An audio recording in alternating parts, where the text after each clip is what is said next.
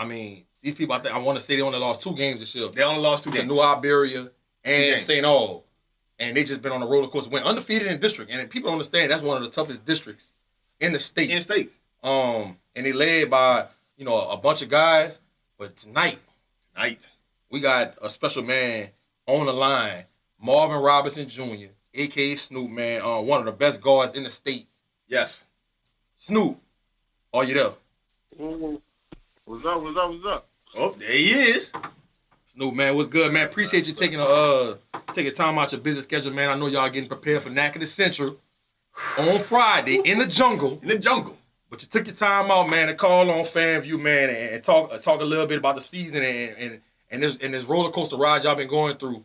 Man, just talk about the season, man, and just talk about the game on Friday night and that atmosphere at Hornville. Man, it's been crazy, man. We've been winning. We ain't been losing no games and none of that, man. We've been scoring. Everybody's been scoring. College coaches been coming to watch us play. It's been crazy. We're number one. We're number one in the state or whatever. Yeah, it's been crazy. Listen, Snoop. This is Fred, man. Listen, I want to talk to you guys a little about your season. Right now, you're going into the playoff bracket at the number 1 seed. Obviously, you went ahead and y'all beat. I think it was Terrebonne first. Terrebonne the first round. And last week, y'all beat Hornville. But this week coming up, tomorrow night in the jungle, you guys got NAC of the Central, who knocked y'all out of the playoffs last year. What does this mean? I don't think it was last year. I think it was the year before last. Yeah, last year I think Bonneville knocked them out last year. So, I think it was like 2 years ago when NAC of the Central beat them out, but it was like a blowout. Like a blowout game. A blowout game. It was like 90s something to 50 something. It was a blowout game. Yeah. Tell us about how important it is for your team now to beat that team to go on to the semis. What are you guys looking forward to tomorrow night? Well, when that happened, I was at Central. That wasn't too big a deal for me. But knowing my teammates, they lost like that and all that. I mean, we coming out strong. We coming out strong, and this is a big game for us. And it's in the jungle. We're gonna have a lot of people there. We got it in our minds. We repping for the city. Snoop, man, talk about those 2 losses this year. You only had 2 losses this year, y'all. One was to New Iberia, which y'all had beat New Iberia. I want to say in y'all tournament, y'all blew them out, beat them by 25 or something like that. Then y'all went down there, I think, played in their tournament, and you lost. And then you made it to the championship game at St. Aug tournament, and you played St. Aug, and y'all lost by 40. Talk about those 2 losses and how that helped y'all as a team to get better throughout this season. Man, our heels were big. Winning a couple games and going to the game, not prepared or whatever, and the boys, they bust us up. Mm-hmm. So now we know, the St. Hawk boys beat us by 40 or whatever. We ain't even much want to play them more. So that got our mind right for the rest of the season. And we out here in Big Number, we humble, we practice hard, we work hard, and it shows on the court. Right. And we know not to, have our heads big throughout these playoffs and just keep playing and playing hard. Now, here's my question for you, Snoop. What is some of the key strengths of y'all basketball team this year? I had a chance to watch a lot of you guys' highlights, man. I watched the way where y'all come out in transition and how y'all get the ball out in space and get to the ball to the open guy. But not just stepping in the half court setting. Y'all like to pass the ball. There's no wasted motion, I call it. The ball moves around. There's about 2, 3, 4 passes before someone make an isolated move and maybe make a mid-range jump or if somebody's open for 3. Tell us a little bit about this season here. What makes Thibodaux ranked number 1 and what makes y'all the most dangerous team now in 5A? Man, the first thing I'm gonna say is it's our defense. Our coach Tony Clark, that's what he preaching practice, and we work on hard. He pushes real hard about defense, and it shows in the game, man. In the Harvard game, we started playing our defense, and we started getting turnovers, and we just won the game. So that would make us number 1. That would make us a hard team to beat because we play defense. We're gonna get into you, and nobody's scared on our team to play defense. And second of all, It's our shooting. I mean, we could shoot. Everybody could shoot. Yeah. We got a lot of skills on our team. I mean, like from Kobe Johnson, Rashad Robinson, Jamari Carter, my big man Rashad Winslow. Everybody could score. So, I mean, your scouting report. I mean, who you putting your best on? Right. You know what I'm saying? Everybody has double figures. So, I mean, that would make us number one. We hard to stop. Snoop. And we play together. Yeah, I really do. Snoop, man, I want to kind of talk about playing for somebody like Tony Clark. Man, Tony been coaching over 20 plus years. Right. I remember when I was in school, he was coaching at Assumption. Man, he had some really good teams. You know, he coached Brandon Jacobs, who went on to play in the NFL. But a lot of people don't know Brandon Jacobs is one of the best basketball players in our area. I mean, he dunked on a bevy of people every damn game. Straight athlete. Darryl Owens went on and played at Georgetown. Sterling Robinson, one of the best point guards in the state, all throughout his tenure at Assumption. Now he's at Thibodaux, and he's been doing a great job at Thibodaux. Talk about playing for somebody, you know, kind of an old school type of coach, right? And just talk about his demeanor and how you feel like he's helped y'all and helped you as a basketball player. Man, first of all, I mean, ain't even nothing about being old school. He don't show it that he's old school. He real cool. He have fun with us. We laugh at practice. We have fun at practice. But at the same time, he real demeanor. You know, like he wants us to work hard. He want a lot out of us. Right. That's what I'm trying to say. Like he loves us and he care about us and he wants to see us on the next level and he wants to see us win. And no losing. So it's a real great honor to play for him this year, my last year. And he helped me a lot because he pushed me like no other coach pushed me, like to play defense. You know, my last years I ain't really, you know, it wasn't my main focus, but when I got to Thibodaux High, my defense got real better and I got stronger and faster. And he put me in the gym, told me to work on my shot and all that. So I mean I love him, man, and he a real cool man and I like him as a coach. That's why we winning right now. So let me ask you guys. I'm a little about that mess. Now here's the question I have for you guys. You guys are in 5A. You guys are Thibodaux High. And if y'all do not win it, you know, is it one of those things where y'all didn't exceed expectations? How would you guys feel if somehow, some way, you get that guy to not win the state championship? I mean, if we won it, it'd be real big for our city. You know, a lot of stuff been happening. People been dying. Yeah. People been beefing. People shooting, selling drugs. So it's gonna be real big for our community. And me coming to Thibodaux High, bringing Thibodaux, you know, our Raceland and Thibodaux, it's a real war zone right now. And right. It's bringing everybody together. Everybody coming to the gym, watching me play, watching our team play. It's Raceland. It's the whole Tri-Parish right now. Come and watch us play. Mm-hmm. And for us to keep winning and get to the championship, it's gonna be real big because everybody gonna come together. And it's real big on me personally because I mean my sophomore year, my freshman year we made it to the third round, we got knocked out the third round, and my sophomore year I had surgery and I was out for the season. So I made a promise that, you know, I was gonna come back and come to Lake Charles and give me a championship. So that's what I want. That's what I'm working for. This is what I live for. This is what my daddy, you know, really bred me for. When I was young, it wasn't no regular childhood. I was always outside working. How you was brought up. Man, talk about the atmosphere in Thibodaux, in the jungle.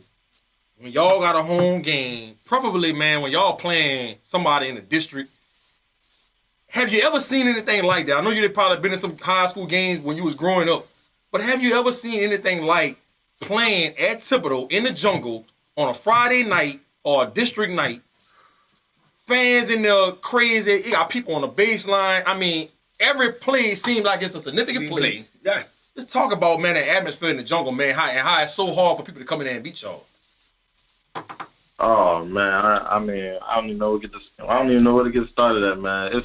It's so crazy now, bro. It's before the Harville game when we played at Harville, our fan base. Yeah. Before the game started, it sounded like we was in the jungle, bro.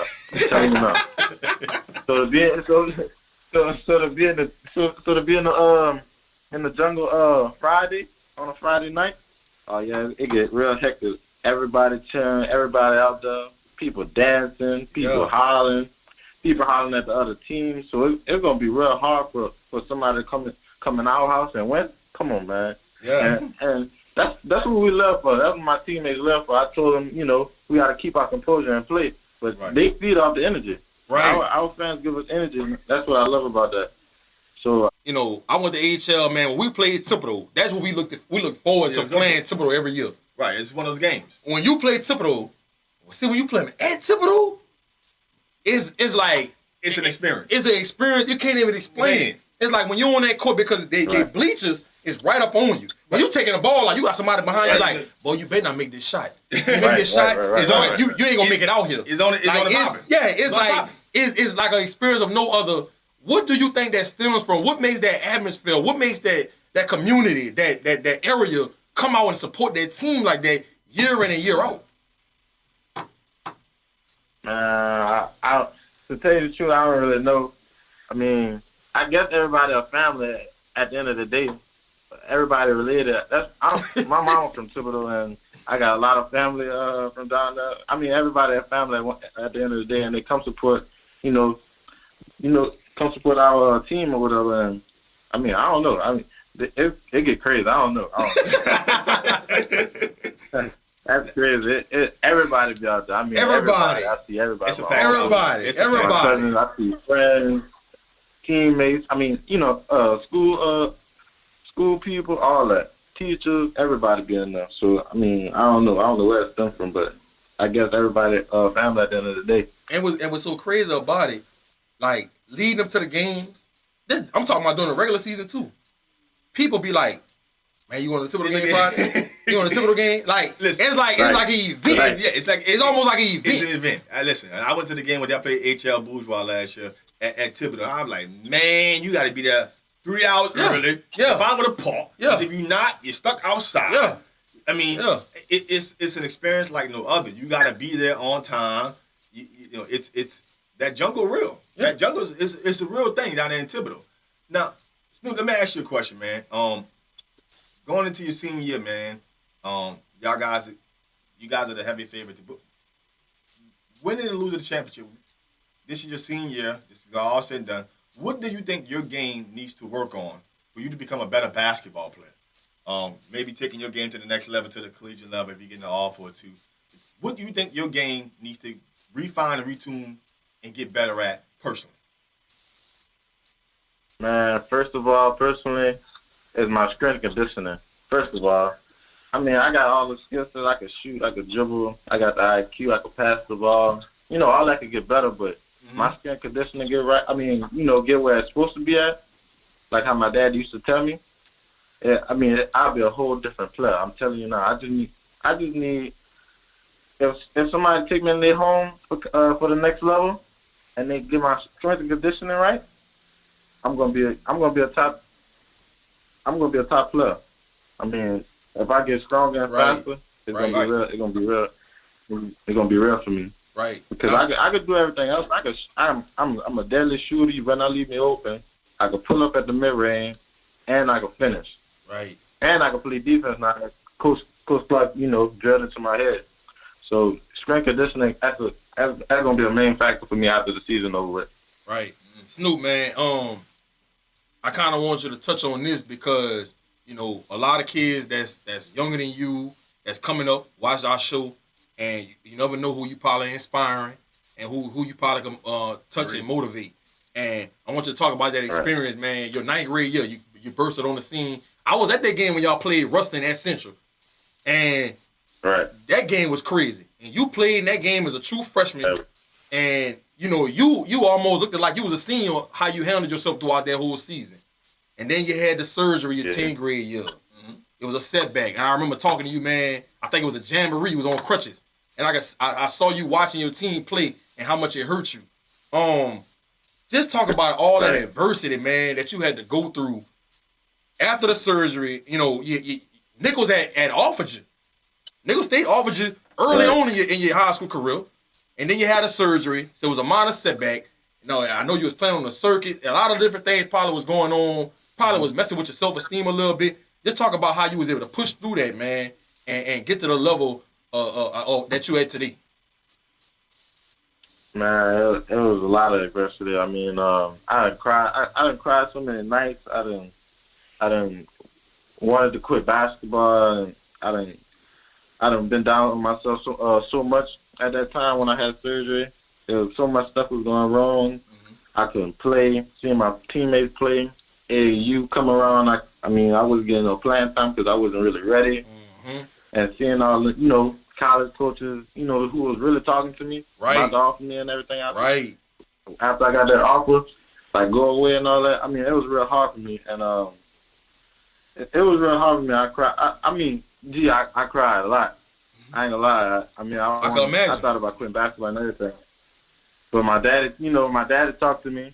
He said, you can't let that get to you. You gotta keep working hard. This what you live for, and all that. And and you gotta put God first. You gotta go to church. You gotta put God first. You gotta pray. Right. God got me through all this, and it's a crazy journey. You can't give up on yourself. Yep. You can't give up on yourself. All right. And now to see where I'm at today, I'm real proud of myself because I never thought I could get to like this. Right. 100%. Right. Yeah. Right. This is my last question for you, man. What is the one thing you're gonna take away from your senior year? What one game, one experience that you and your teammates had together? What is the one thing you're gonna take away from your senior year at Thibodaux High? When I win that state championship. But right, I know that, but when I win that. But I know the state championship is the ultimate goal. But what game this year you was like, ooh, I'm gonna remember that game. I think I got the game in mind. What you probably gonna say though? The Harvard game. Yeah, I know. Yeah, you hit the game with a shot. The Harvard game, dog. You hit the game with a shot.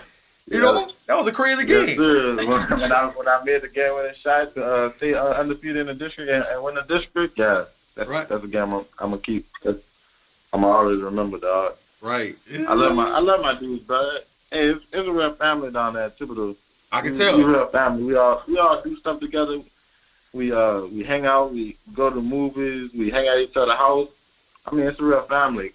All that school, like our peers, all his family. We all talk about basketball. We all talk about going to the game and all that. It's a real family. So I'm gonna take all that from. That's all I remember. My friends and my teammates. That's what I remember the most because that's what made my senior year. Right. Even though I heard you be getting smashed in that 2K, but I ain't gonna lie. I heard you be getting dealt with on that 2K. Your teammates, I'm just telling you the rumor that's going around in Thibodaux. They say you like the third best player, the third best 2K player on your team. I'm just telling you what's going around in Thibodaux. I gotta see about that, dog. I gotta see about that, dog. I'm just telling you. I heard when they like when certain people play you, they can hit random select. No, don't do that. Don't do me that, dog. Don't do me that, dog. That's what I heard. Now you gotta clarify something. You gotta clarify something for me. Hey, dog. Hey, don't do that, dog. Not random. Not random team, dog. They gonna get the Hawks on you, man. Man, don't tell me the boys get the Hawks on you, man. I mean, they might be, but no, not the random team, dog. Look,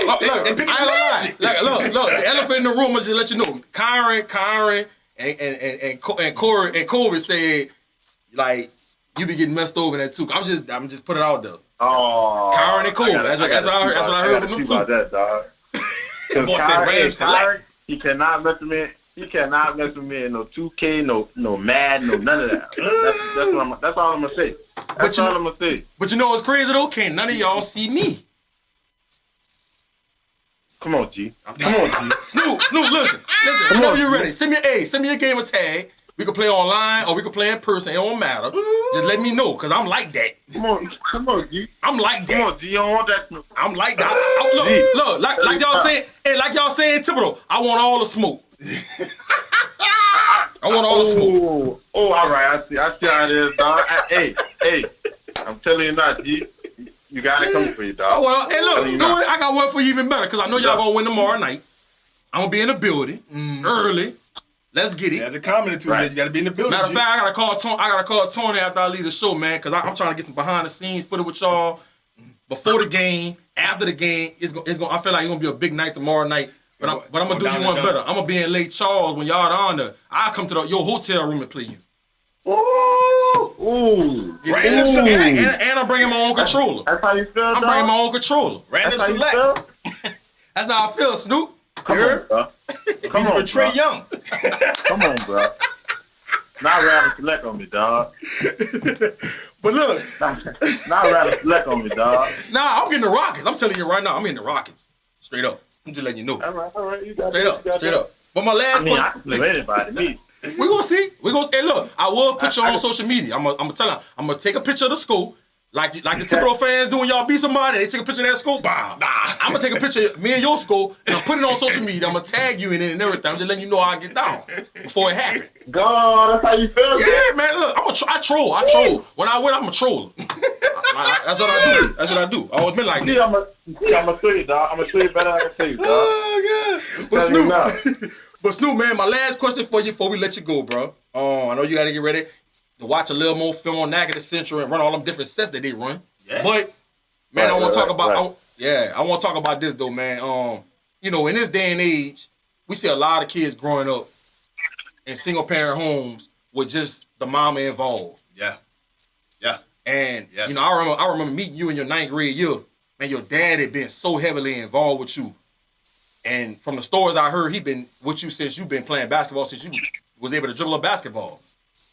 Talk about that relationship with you and your dad and how he been pushing you since you've been a kid, man, to push you where you at today. Man, that man crazy. That boy. I will agree with that. That boy crazy. Hey, that boy crazy, boy.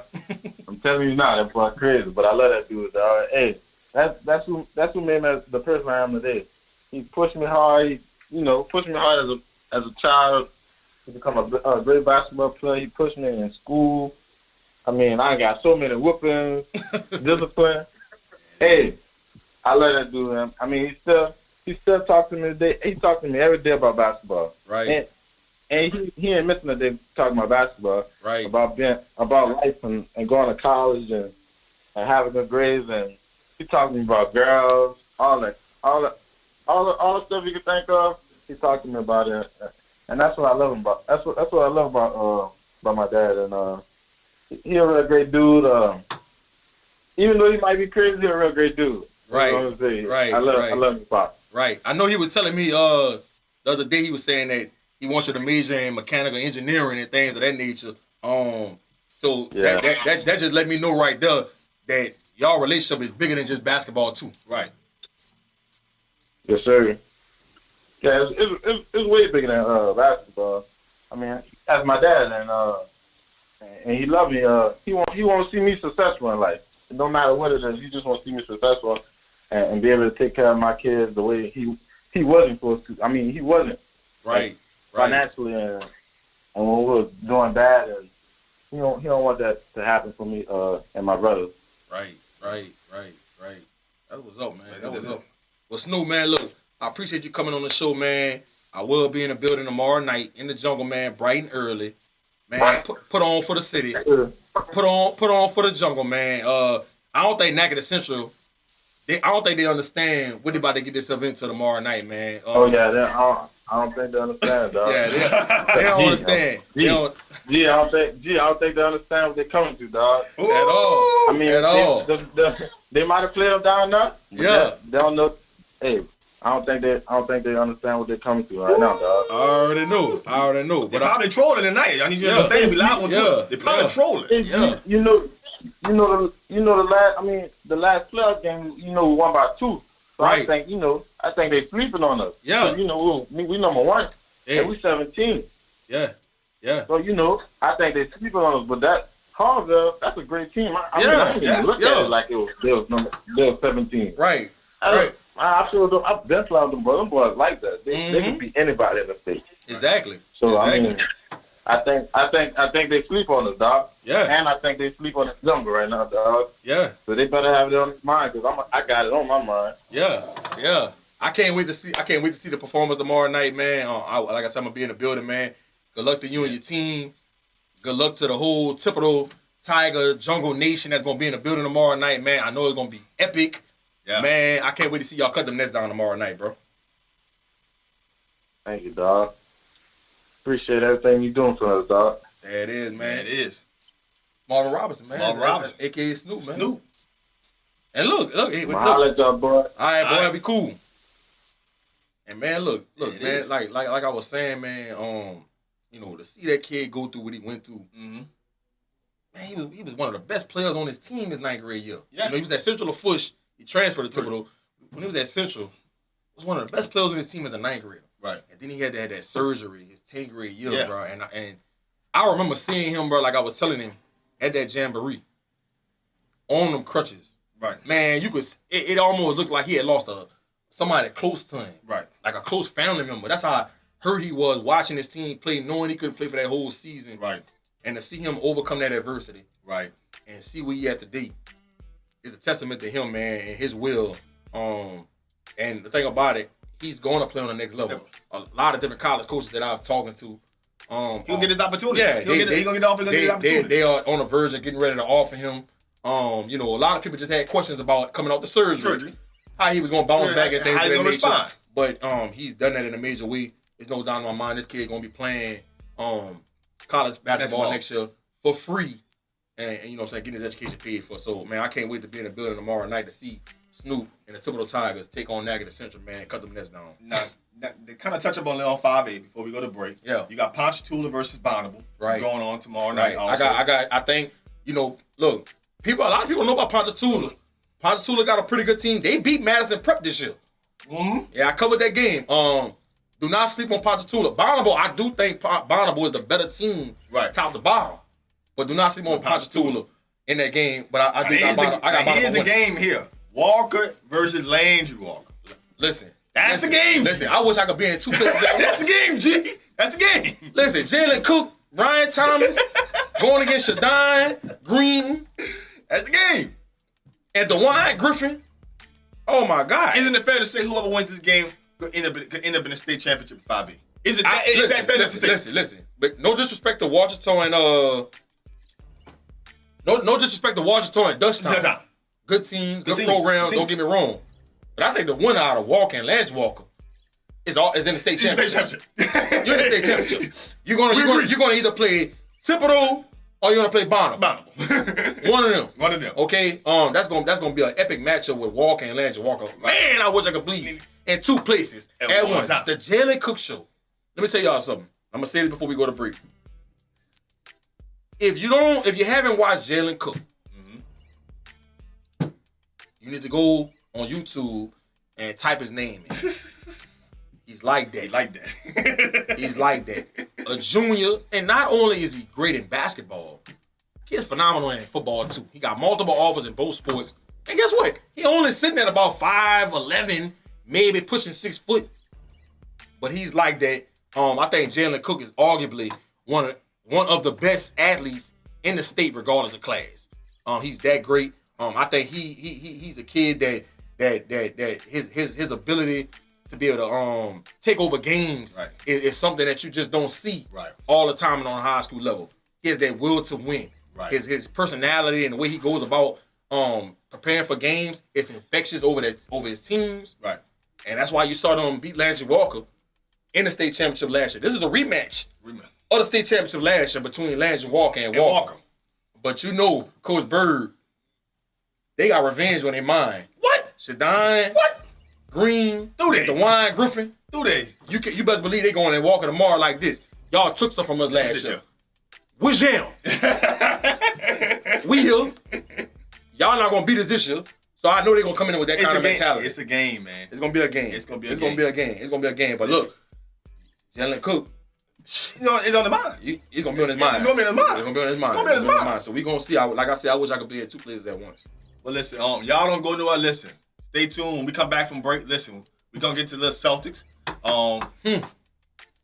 Kyrie Irving and the Celtics. What they gonna do with him going forward? Y'all stay tuned. FanView, Real Fans Talk Sports, New Orleans Talk Network. Don't go nowhere. We'll be back in a few minutes.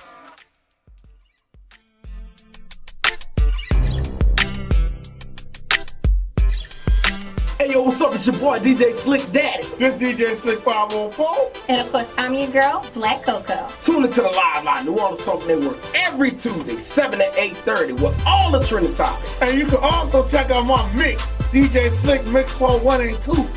And of course, check out Coco's Sex Tips of the Week. And hashtag TTBS. That's that bullshit. It's the Live Line, New Orleans Talk Network, Tuesday, 7 to 8:30. We always live. Let's go. What it do, y'all? It's DJ Slick Daddy from the Live Line, here to tell you about the hottest bar on the West Bank, After Dark Sports Bar, 419 LaPelco Boulevard in Gretna. Come check us out on Monday for steak and oyster night. Thursday, free seafood night. Friday, 3-for-1 happy hour. Saturdays, ladies night, and always open for parties. And then Sunday, Saint Sunday, oldie but goodie Sunday. Come find out what is hidden for at After Dark Sports Bar, 419 LaPelco Boulevard in Gretna. Doors open at 6, 12 p.m. on Sundays. After Dark is a non-smoking atmosphere. Oh.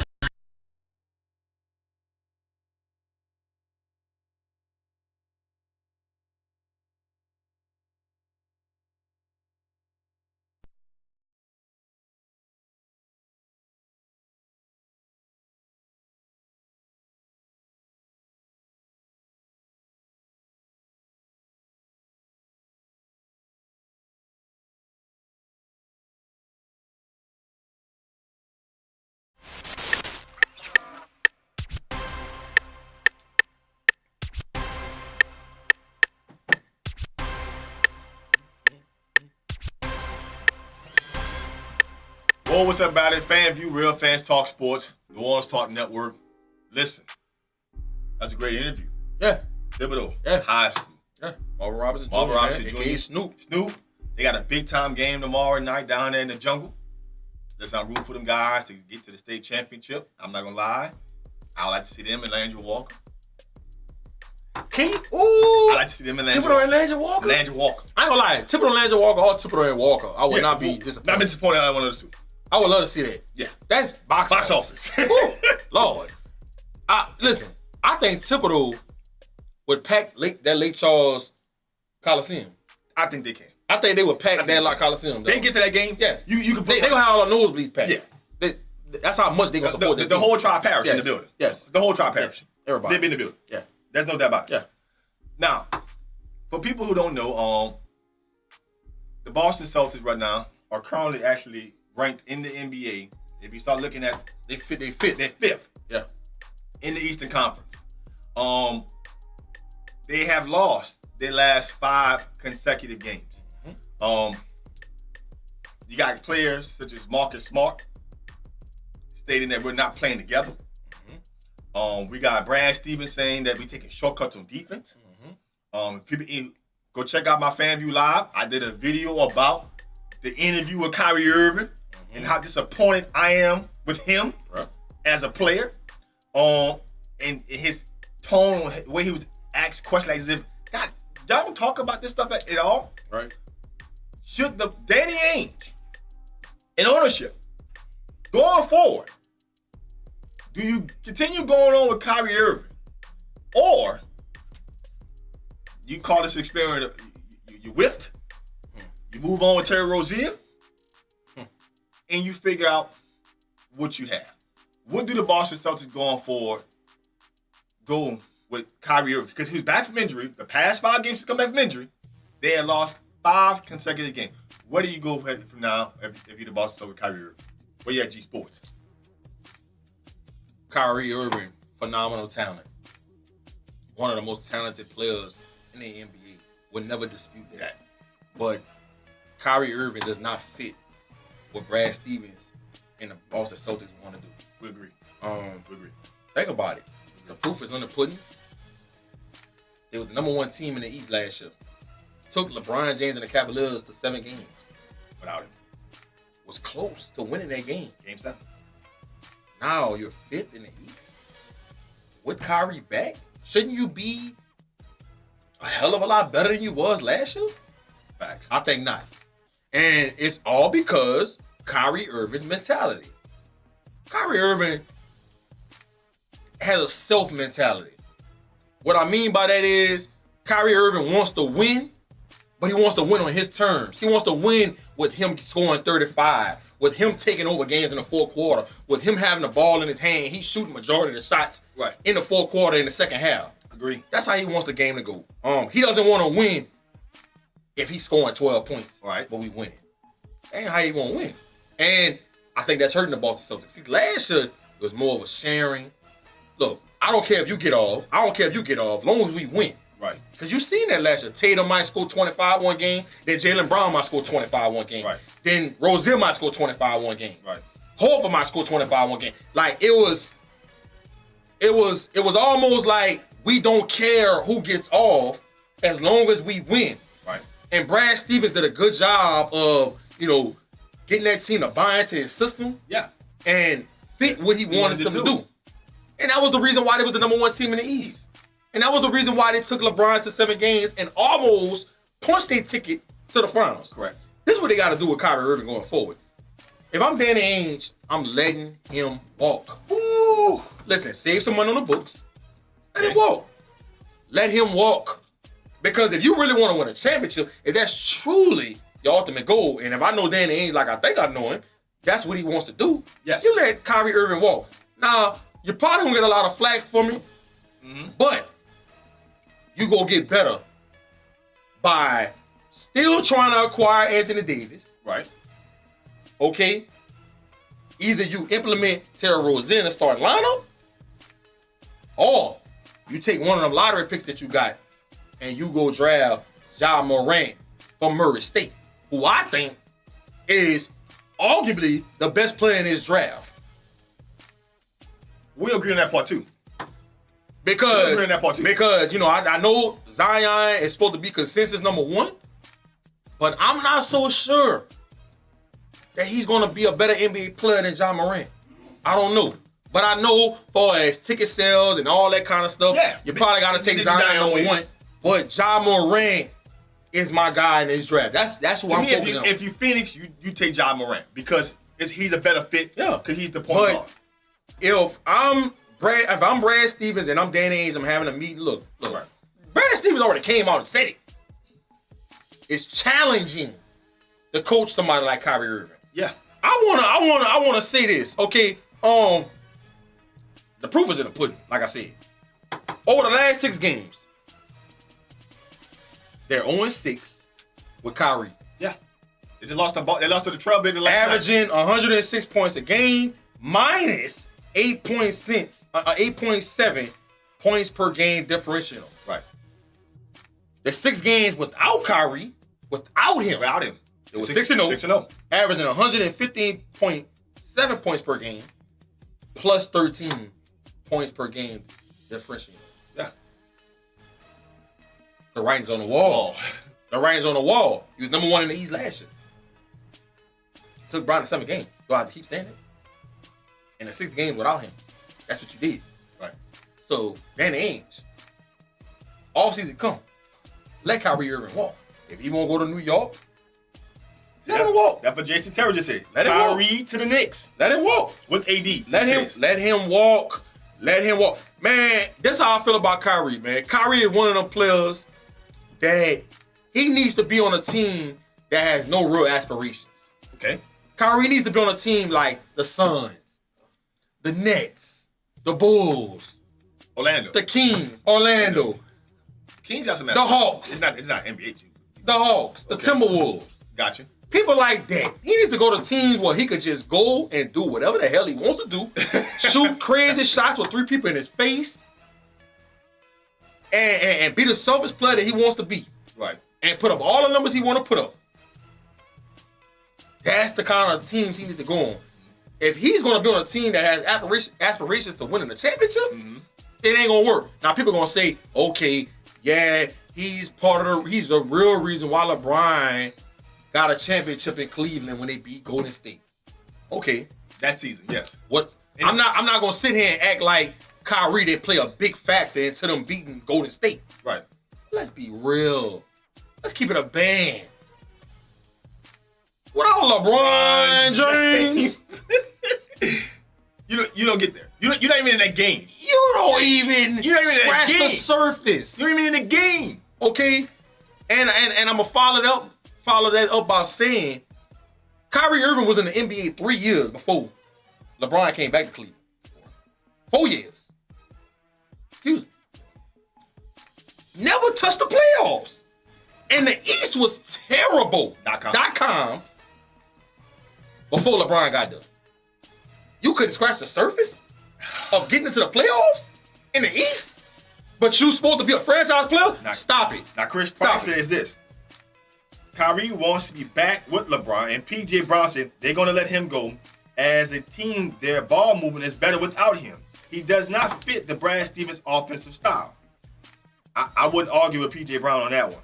Chris Price also says Kyrie is too ball dominant for this team. They made the East Conference Finals without him and Hayward last season. Exactly. I would say this. Exactly. I would disagree with anything y'all are disputing. Mike Robertson said, "Do you think Pelicans next year plus center put as a center Okafor? Well, Okafor can stay with he can stay with the Pelicans. He can stay there. It's not a bad fit for him. But right now, I'm going to talk about the Celtics. Here's the truth of the matter. When I look at an NBA franchise, you have your best player and you have the most important player. Right. And they're not this. And you don't want those two guys to be the same guy. Right. When you look at the Oklahoma City Thunder, who is their best player? Paul George. But who's probably arguably their most important player? Because longevity. Russell Westbrook. Right. When you look at the Golden State Warriors, their best player is Kevin Durant, but their most important player is Steph Curry. Right. When you look at the Houston Rockets, their best player is James Harden, but their most important player, because the most important player is playoff time. You own us something tonight. You ain't drinking. Paul. Whatever you got in this cup, you need to keep drinking it, Fred, because you on point tonight. Keep going. Chris Paul is the most important player. Mm-hmm. Now, when you look at the Boston Celtics, the problem you have is because the most important player typically plays the point guard position because he distributes the basketball game where everybody where they need to be. Right. Kyrie Irving wants to be the team's best player. And when he wants to be that, he's taken away from guys like Jaylen Brown and Jason Tatum development. Because right now, Jason Tatum needs to become this team's best player. When him becoming the most important player. Because in the Game 7, which they did not win, they needed the most important player, which would have been Kyrie Irving. Kyrie Irving needs to learn how to distribute the basketball. And that's why he's not a fit. Because he needs to learn how to move the ball around and come postseason time in those critical moments like a Game 7. He could become that guy and take over a basketball game. But it doesn't necessarily mean that he needs to be the team's best player. When you play the point guard position, you're trying to be the most important player to a team. Right now, that's not the case in the Boston Celtics. Right. He's trying to become the team's best player, and it's stunting the growth of everybody on that team. When I look at the Boston Celtics, I look at Gordon Hayward, and I say, man, he's a heck of a talent, former All-Star. But right now, he's starting to look like more of an Andre Iguodala-like player to me. Former All-Star, when he went to Andre Iguodala. No, who you say look like Andre Iguodala? Gordon Hayward. On his team. Meaning that if you take Jason Tatum as the number one, he could be the best player. I would have to have Gordon Hayward come off the bench, still give me 30 minutes, because he's an all-star caliber player. But when you have him in that kind of role, he's hard to defend. But you got Marcus Smart who could come off the bench, play some defense, body shooter, and Jaylen Brown could come here. He could be your kind of like, he don't have to be your star, but he could be a top defender in this league. He's athletic as hell. Yeah, I understand what you're saying. I understand what you're going with that. My thing is this. I think that this is one, if not the most talented team, top to bottom, in all of the NBA. In all the NBA. Because they just have skilled players all over the place. And I just think that Danny Ainge should have made a move at the trade deadline. You should have got rid of either Kyrie or Gordon Hayward. Because Gordon Hayward, let's be honest, who did Brad Stevens coach when he was at Butler? Gordon Hayward. So you know he got some kind of loyalty toward Gordon Hayward to try to make this work with Gordon Hayward. Right. Okay? So I just think that it's just not working, especially when you got somebody like Kyrie in the lineup. Yeah. Kyrie is not about Let's get you involved. Let's make sure you get He's going. trying to be a team's best player. He's trying to make sure he gets going, and y'all follow me. Y'all follow me. When he's out there, man, he's doing what he's going to do. It's a Kobe Bryant mentality. And everybody watching him. And that's why it's not working. Man, look, the people lost to the Bulls. Yeah. The Bulls. The Bulls. It's bad. Okay. Like I said, I think they need to move on from Kyrie Irving, and they need to implement Terry Rozier to that starting role. Terry Rozier deserves to be a starting point guard in this league.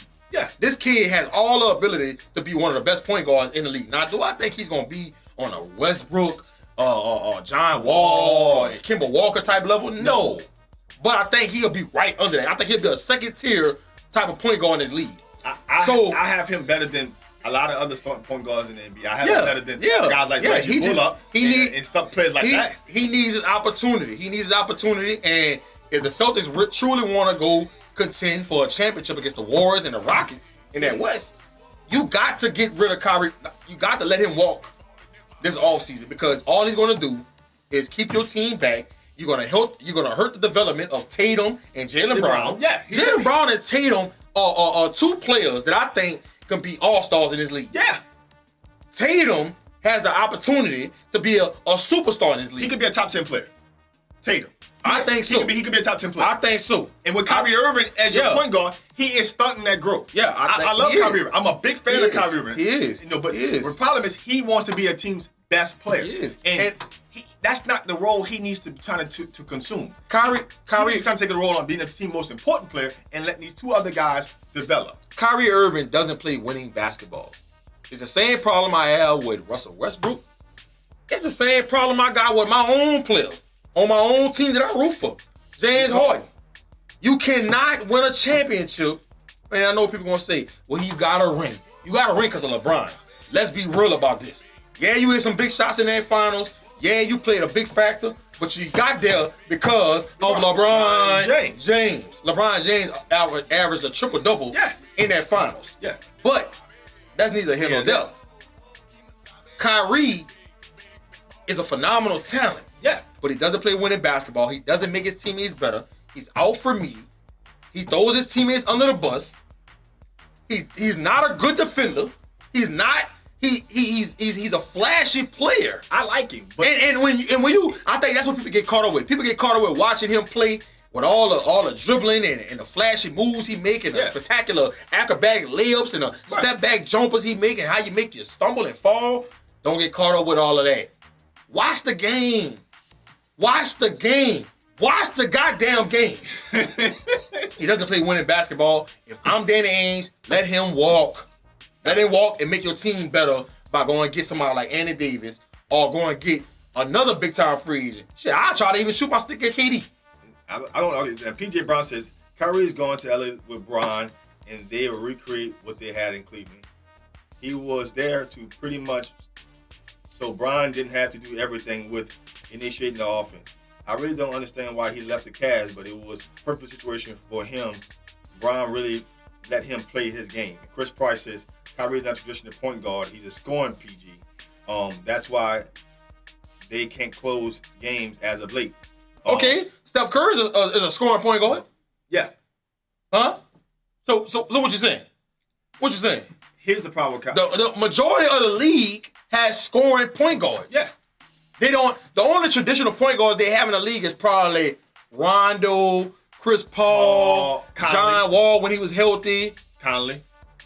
I think Conley's a score first point guard. He can distribute the basketball. Yeah, he can, but he's trying to score. I mean, they don't have traditional point guards in this league. But and it's nothing wrong with being a score first point guard. You can win like that, right? But you just gotta know when. You don't have a guy to get your people involved. You gotta know when. Who can average 8+ assists a game? You know, and typically that guy is not your. If he's a starter, but he's not an intricate part of the offense, like an Alfred Payton.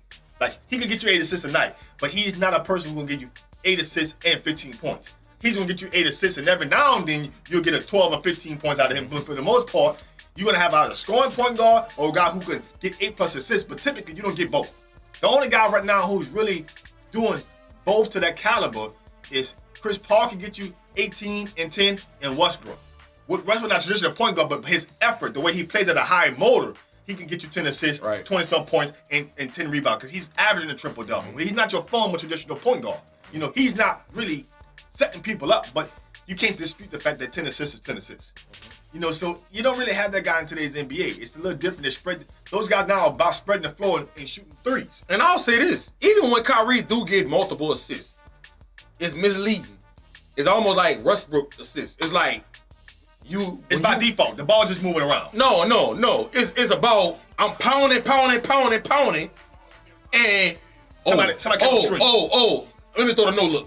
Oh, let me get in and throw a nice little lob to you. Like he doesn't throw the traditional assist. Yeah. Or he won't get the hockey assist. If you don't know what hockey assist is when in hockey, if you shoot that puck to somebody and they get the puck and then they shoot it to somebody and they score, you get the first person that threw it gets the assist. Right. Kyrie's not about that. Kyrie wants to be the guy that gets the assist. Okay, it's like when you get a rebound and then you see a man at half court and then you got another man at the free throw line. Mm-hmm.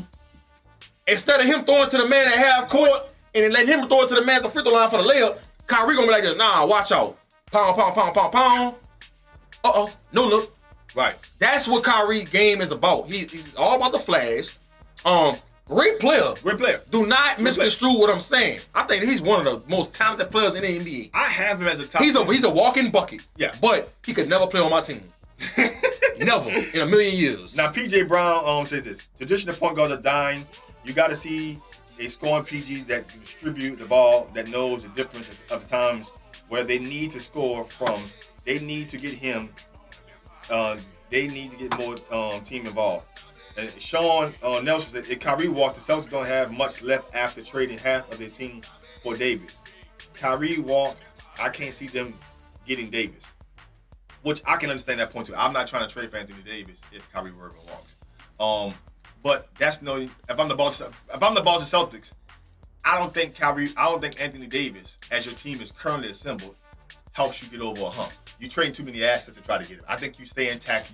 You keep on your Danny Ainge pace at all costs. Again, the problem with the Celtics is the fact that Kyrie Irving. Here's the reason why Kyrie Irving is truly on this basketball team. They lost that game 7. And they saw the importance of a player who needed to come out here and get instant buckets, and they couldn't match LeBron James in that game. So they needed a guy to go out here and get buckets, and they didn't get again, Kyrie Irving he was the team's best player. And at that moment, he showed his importance, him being the most important player. Again, as long as Kyrie Irving wants to be his team's best player, you're not going to win a championship. You may not even get one. When you start looking at building a team in the NBA, I look at the most important player and the most talent, the most important player in the team's best player. When you look at the Miami Heat, when they went to 4 NBA championships, LeBron James was that team's best player. But you know who was their most important player? Dwayne Wade. Right. He was the heart and soul of that team. Right. So even though LeBron James was the best player in the entire NBA, they may not have got to 4 straight championships if Dwayne Wade would have been injured throughout the whole season of one of those 2 years. You see what I'm saying? Because he's that important to a basketball team. He's a postseason player. You got to start looking at them. You're talking about building a franchise. Right. If your point guard is your best player, you better have somebody on the team who's, and that guy just can't be anybody. He still needs to be a top 15 guy. Right. Like in NBA. He just can't be no slouch. Right. He got to be a top 15 player himself. And the Boston Celtics don't have that other guy on their team yet. Kyrie Irving is a top 15 player. Now, I will say this. This is another reason, like I just said, I will let him walk. Okay? You let him walk, you have a whole lot of cap space. Yeah. Because a lot of your best players are under rookie contracts. Kemba Walker is going to be an unrestricted free agent. He's a better fit for that team. And listen, he's a better fit. If I'm that age, Kemba, come holler at me. Come holler at me. He's a better fit. You've been playing in Charlotte. You've been doing what you can do. You're one of the best point guards in the NBA. Nobody knows it because you're in a small market. Y'all barely play on TV. Right. But in my mind, Kemba Walker is better than Kyrie Irving. And I said it on Twitter, and I'm saying it again, and I stand by that. Kemba Walker is better than Kyrie Irving. I think Kemba Walker would get this team to the promised land. And guess what? He's not better than Kyrie Irving, but I Yes, think he he's a is. better fit. Yes, I think he's a better fit. Why he not better than Kyrie Irving? Tell me why. What do you? Tell me why. Is Kemba Walker top 15 player? In AB? Yeah. Name 15 players better than Kemba Walker. Giannis, Anthony Davis, Steph Curry, Russell Westbrook, KD, Paul George. Let's continue going. I didn't even mention LeBron James. To me, Kyrie Irving. No. We gonna disagree on that one. Yeah. When you start looking at teams around the NBA, It's slim. Kawhi Leonard. Okay.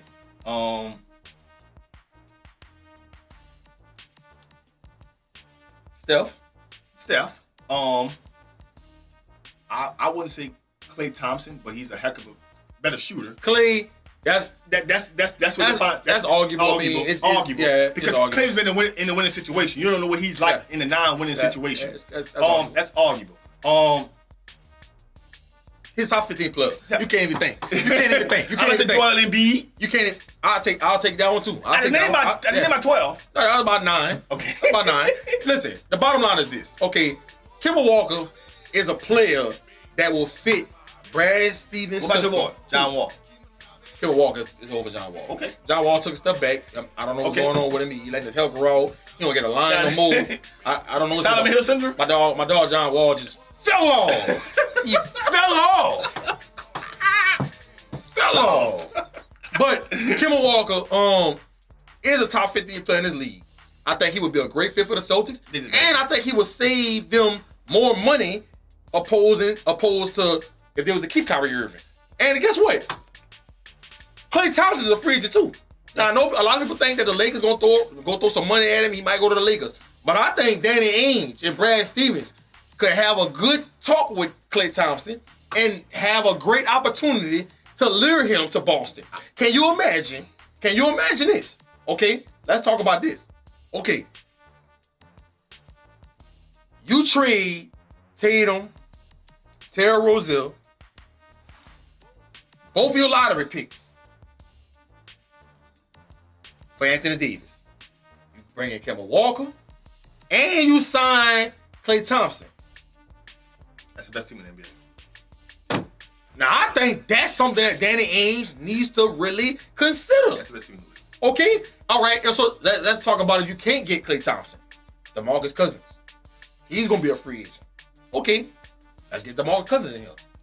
DeMarcus Cousins at the 5. Anthony Davis at the 4. Kemba Walker at the 1. I like that. I don't think the Boston Celtics... You still got Gordon Hayward. You still got Jaylen Brown. You still got Mookie Morris. Okay? So that looks really promising. The Boston Celtics are not as far away as people think. The issue is that your point guard can't be your best player. The problem right now is that Boston Celtics, that Kyrie Irving is their best player. And they don't have a player, like I call it in my way of thinking, they don't have their most important player. Who is their most important player if Kyrie Irving is your best player? And that's where the problem comes in at. I think Jason Tatum and Jaylen Brown, I think Tatum he could be a top 15 player, needs to become this team's best player. And then that's why Kemba Walker is a better fit, because he could become their most important player. He can give everybody what they need to be, and any given night give you 25. And there ain't a guard that's going to guard him at his position that's going to stop him from getting 25. But he can also he's at a point in his career where he can get everybody else involved, and still, when it comes postseason time, be a guy of need to say, listen, man, this is what we think we need to do to get to this next level. He's a better fit for that organization and how they want to play basketball. Because I know Kemba Walker is going to listen to coaching. Kyrie Irving wants to be the star. Kyrie Irving wants to be the best player on the team. Kyrie Irving wants to say, hey, everybody get on my back, and we're going to go to the promised land. Yeah. Well, hold on, Kyrie. You've been to 3 NBA finals because you've been with LeBron James. Let's be real. Let's be real. Because the 4 years before LeBron got there, you couldn't even scratch the surface to get the playoffs. Of getting in the playoffs in a terrible .com East. Come on, man. Come on, man. Let's be real about it. Keep that on the band. So it goes down to that retrospect that at the end of the day, when Kyrie Irving wants to be the best player in the team, and Kyrie Irving wants to be arguably the best player in his position. He just wants to be the best. And if you want to be the best player, at some point in time, you got to ask yourself, who is the most important? Now look at the San Antonio Spurs, when they got to those championships, when Tim Duncan was the team's best player, don't get it twisted. Tony Parker was a very important player on the team. You got to start looking at this that way. If Kyrie Irving is the best player, who is the team's most important player? We don't know that. The Boston Celtics don't have that guy yet. Now, when you start looking at teams like the Philadelphia 76ers, if Joel Embiid is possibly their best player, I know who their most important player is. It's Ben Simmons. Right. I know who their most important player is. They got to figure out who their best player is, and everybody else got to play around that and know their assignments and know their roles. But until they figure that out in Boston, you get rid of. If you can't figure that out, get rid of Kyrie Irving. And I'm gonna say this, you know,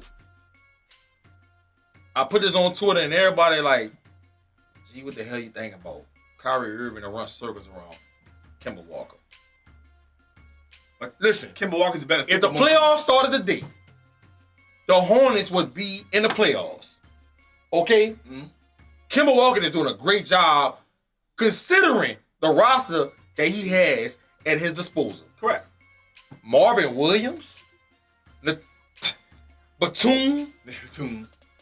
Mikal Bridges. He got Cody Zeller. That's it. Michael Gilchrist, who is a walking injury, Biyombo, who's overpaid. Jeremy Lamb, Frank Kaminsky, Sheldon Mack, Jeremy Lamb. Man, stop. For him to have this team in the playoffs is a testament to him. Yeah. He's doing a phenomenal job. Can you imagine if Kemba Walker was on that Celtics team running the point guard versus Kyrie Irving being on the Hornets? Right. If they switched teams, if they traded Kemba Walker for Kyrie Irving, the Hornets are not in the playoffs. And the Celtics are number 1 seed. And the Celtics are number 1 seed. Let's keep it a bang. So, like I say, Kemba Walker, I agree with that. He's better than Kyrie Irving to me. Is he way better? Hell no. Now, Wise Thomas says, as for what, dude? You smoking. He said, I'm a Kemba Walker fan, but he's not better than Kyrie. Why? Tell me why. Only 3 Tell me why. players. Tell me why. Can score at any time. Tell me why. Durant, Harden, Kyrie are your top scorers. Kemba, I ain't gonna put stuff in the next tier. Man, stop, man. Kemba. See, this is my problem with people because I got NBA ticket. I can watch any game I want to watch. I watch it. And the Hornets don't play on TV that much. So you know what happens? You don't see him. You don't see him. You always see the Celtics on TV. You always see Kyrie Irving. He always in the news. He always doing interviews. He always saying highlights. So you see him a lot. Is that Kemba Walker's fault that y'all don't see him? I watch him all the damn time. Kemba Walker is like that, and he's better than Kyrie Irving. Is he way better? No, but he's better. And I promise you, if he was on that Celtics team, they'd be number 1 in the East, and they'd be getting ready to get to the NBA Finals. I think Kyrie. Promise you that. I think Kemba Walker fits for more teams because he could be the most important player of any team. I think Kyrie Irving wants to be the team's best player, and for his position, because he's a point guard, I don't think that works for most teams trying to get to the NBA championship. But as far as scoring and ability, that dude Kyrie Irving is talented. Yeah. He's a talented player, but yes. He has to understand that for the position that he plays, he can't be the team's best player, which right now that he is. And he's trying to make everybody underneath him understand that I'm the best player. We go as far as Kyrie Irving and what's going to be. It's ignoring coaching and what Brad Stevens has done. He's took a bad team to the conference finals. With no one was there but Isaiah Thomas. Right. Looking like an MVP candidate. And right now the Boston Celtics are basically saying that if I had to choose between Kyrie Irving and Brad Stevens, I'm telling you now, I'm choosing Brad Stevens. Yeah. And that makes my next point. Isaiah Thomas was on his team 2 years ago. Okay? So how can Isaiah Thomas, who sits at 5'8", 160 pounds soaking wet, flourish with Brad Stevens and a bunch of slapdicks, but Kyrie Irving comes on his team under this Brad Stevens system with one of the most talented teams in the NBA, and y'all sitting at 5th in the East? Man, get out my face, man. Go play in traffic. Go jump off the spillway. Stop it, Chris man. Price says I don't this. want to hear it. Now, Chris Price says this. obviously the 15 players that are better than Kemba Walker. KD, Kawhi, Russ, CP3, Paul George, James Harden. Oh no! Jimmy Butler. This man! Oh no! DeMar DeRozan. Log off! Listen. Dame Dash. Chris Price, listen. Dame Dash. Listen. TJ McCullough. Listen. Luka. Listen. AD. Listen. And Giannis. And Listen, he Chris didn't Price. mention LeBron James. Listen, Chris Price. Listen, I love you, dog. You're an advocate of the end of card, Cougar Nation. I love everything you do. You can sing. You got some good vocals. But you need to log off. Delete your Facebook account. Don't ever log back into this show again. Dame Dash? This man said Conley. What about Dame Dash? Luka. What about Dame Dash? McCollum. And I like McCollum. I like CJ McCollum. I like CJ. He ain't better than Kemba. CJ ain't better than Kemba. CP3. He's not better than Kemba. Stop. I'm a Rockets fan. So you know I'm not being I won't biased. say Dame. This man say, hold up. I gotta go through this list. Chris Price, you done made my day. This man said, Chris Paul, DeRozan. I didn't even see that one. I said DeRozan. Man, come on, man. Now hit the deal. If DeRozan's so good, if he's so good that like you think he is, why are the damn Spurs 6th or 7th in the West? They're 7th. Please answer that. They're 7th. Stop it. Okay. Hey, hold on. That's a Mike Conley. It's in the West. Man, this man said West hard yet. I don't give a damn. LeBron No, can't make the the playoffs. West hard. But the West got 4 teams. LeBron can't make the The playoffs. West got 14. The West ain't like it used to be. The West got 14. LeBron The can't East make got 4 teams. LeBron can't make the playoffs. Man, stop it, man. Conley. I'm not Conley. Man, stop. Conley's a good player. He ain't on Kemba Walker level. Nah, he said Dame. No, you being disrespectful. What about Damian? No. Listen. Dame Lillard, good player. I like him. Look, he can rap. He up for the MVP last year. Look, Dame Dollar. You do your thing. You versatile. You multitask. Whatever you want to call it. But Dame Lillard is not better than Kemba Walker. Kemba Walker could score at all 3 phases. And what I mean by that is, if you don't understand basketball terms, Kemba Walker could hit you from the 3, step back. He can hit you from the midi, Okay. the elbow. He can get all the way to the cup and score over bigs. Dame Lillard can score on 2 phases. He's either shooting a 3 or he's getting all the way to the cup. You don't see that in-between game from Dame Lillard. Still a good player. Still a top-tier player. But he ain't on the level of Kemba Walker. And he's not the playmaker that Kemba Walker is. Stop it. Don't even disrespect Kemba Walker like that. I hope Kemba Walker get to the Celtics and so he can get on that stage and show the whole world what the hell I'm talking about. Because y'all is what y'all saying right now is disrespectful and it's blasphemy. So Damian Lillard is not better than Kemba Walker. Huh? Damian Lillard is not better than Kemba Walker. No! If Kyrie not better than him, why the hell Dame Lillard gonna be better than him? To answer Chris Price's question, Stop it. he said, where are the Hornets at in the playoff race? They're 8th. All right, they in the playoffs. They're a half a game in the above. playoffs. They're half a game above. Hey, when Kyrie was with the Cavs, the 4 years he was in the league before LeBron got there, so LeBron could carry him. Now, Irvin Clark says this. Stop it. He jumped off the John Wall train. Now he's John Wall fell your off. favorite player. John Wall, I just said, see, Irie, you just joined in on the show. I said this 15, 20 minutes ago. John Wall, what? Fell off. He fell off. Chris Price said, man, you drinking bleach over there. Man, I'm keeping it a band. Bleach. I'm keeping it a band. All my wallet falling out my pocket. I'm keeping it a band, man. Stop, man. Listen, bro. I know 70% of y'all don't have NBA ticket. If you do, you need to go watch Kemba Walker for these next 22 games. I got Damian Lillard above Kemba Walker. Why? Because he drops 25 points a game, and his team is 4th in the West. And it's because of Damian. Look at his roster. He got CJ McCullough and a bunch of slapdicks. So Jerkic is a slap dick? He's an NBA player, but he's not like that. He's not an all-star. Is Evan Turner an all-star? Jerkic is one of the best big men in the NBA. There ain't that many good big men in the NBA. He's one of them. How many centers get called in the NBA? Dog. How many core centers in the NBA? Listen, Jerkic is one of the best centers in the NBA, dog. Stop it. How many core centers in the NBA? And he got CJ McCollum. Who Kemba Walker got? He got Kemba Walker. All right then. So what you talking about? So Damian Lillard can't go out there. Listen, Damian Lillard. If you put Damian Lillard on the Hornets, They in the lottery. They compete for the number 1 pick in the draft. You know how long? If you put Kemba Walker on the Blazers, he doing the same thing. So you trying to tell me right now, if I took Damian Lillard and put him over here on the Hornets, in East, they compete for the number 1 pick in the draft. Their team can't win 30 games? No. I think they can win 30 games.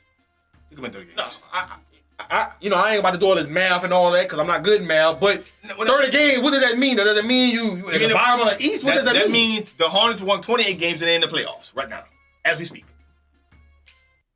Forget all that. If the play, listen, are you saying Damian Lillard will lead that Hornets team to the playoffs with that roster? They will lead them exactly where they at in the AC. Man, you stupid, man. They'll lead them right where they at. He's not the player that Kemba Walker is. We're gonna see Kemba Get Walker NBA ticket, please. We're gonna see Kemba Walker in the playoffs. We're gonna see. We're gonna see. I mean, it's unfortunate he got to go against probably who number 1? The Bucks. He's gonna be out in the first round. He gonna dog Malcolm Brogdon though. He gonna dog him. You got Eric Bledsoe to deal with. Brogdon too. Yeah, Brogdon too. We gonna see. I'm just saying. Now, Head says this. Albert DeLong, my boy, Head said, I want to know what's in G Cup. Water. Whole lot of Fiji water. Fiji water. You don't know what's in your cup. Now listen, we gotta switch gears a little bit. We're just gonna stay on basketball right quick. We still got a lot to talk about. We can't, hold on, show that. LeBron James and the Lakers season. Right now, the Lakers are 8th. No, they're 10th in the West. Hold on, can I hold up. I gotta read these comments. Before we get to LeBron. Wise Thomas say bro, you talking to a sports fan. Ira Clark said, guys, I'm a fan.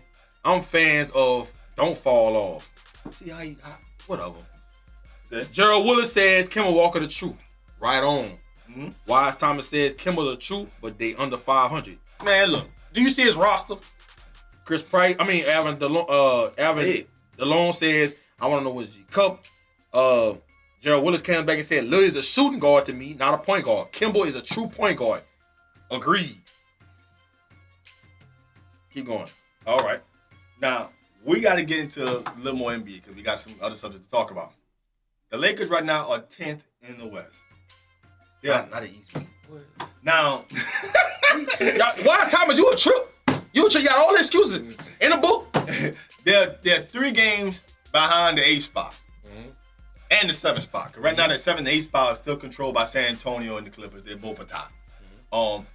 Is LeBron James to blame for the Lakers season? No, he's not to blame. It's a very young team. How many games the team won last year? 20, 22 games, something like that. I don't know. Under 30. Yeah, it was under 30.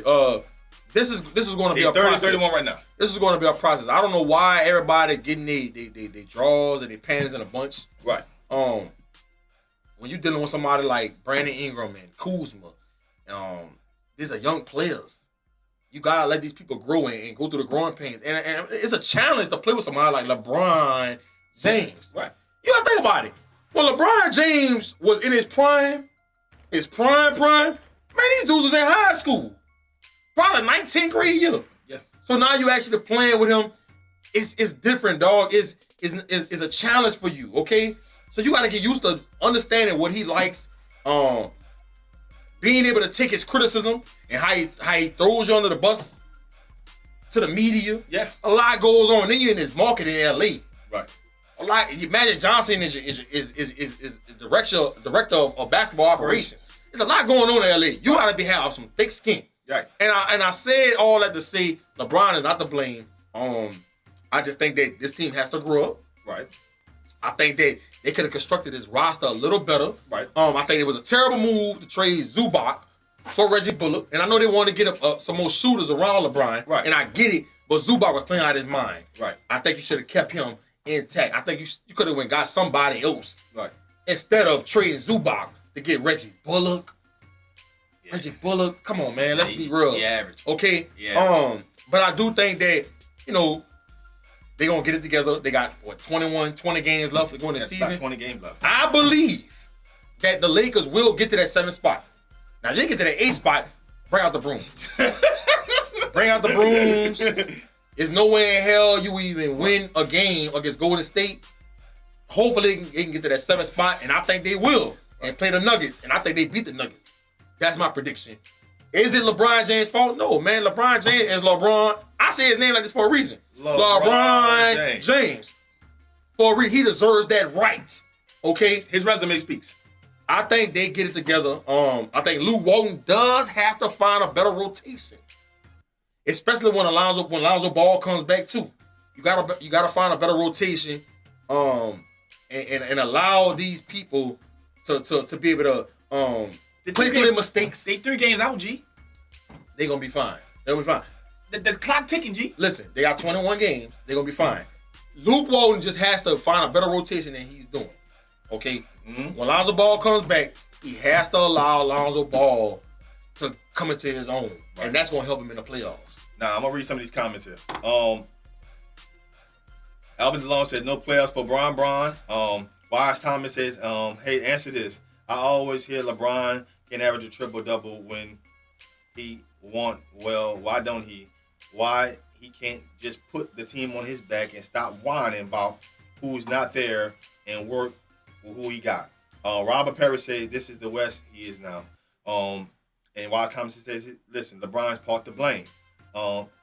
Ivory Clark says, he deserves partial blame, but Magic and Pelinka did a poor job putting guys on the roster with redundant skill sets, i.e. Rondo and Lonzo. I 100% agree with that. I agree with that. I agree with that. But to some degree, I understand that they were trying to bring a leadership and some toughness to the team too. Right. So it's like, I understand it, but what LeBron always been surrounded with? Shooters. So I get it. You know, it's a give or take. It's a give and take. Right now, you're 3 games. Chris Price say Zubac is a walking double-double. Yep. Gerald Willis says, I got $100 to Lakers sneak into the playoffs. Now, here's the key. I do too. Tomorrow night, you got Milwaukee, then you got Phoenix, then you got the Clippers, you got Denver, you got Boston. Chicago should be able to win Toronto. Milwaukee again. Sacramento. Charlotte. OKC. Golden State. Portland. Utah. They got playoff teams coming up. This is a key factor that y'all forgetting about. Why is Thomas talking about they got a brutal schedule? They do have a brutal schedule. They got playoff teams. What y'all to realize is this. Once, I would say, not next week, but the week after. When people start clinching, you're going to start understanding what spot you're going to be in the playoffs. They're going to start resting players. Okay. You know, when you know that, okay, we're going to be in this spot, or we don't want to get in this spot because we don't want to play them. Right. That's going to start going on. Man, the Lakers are going to make the playoffs. I don't know what the hell y'all panicking about. They going to make the playoffs. The question is, will it be the 8th or the 7th spot? And like I said, I think... So you got the Clippers out, San Antonio 8, Lakers 7.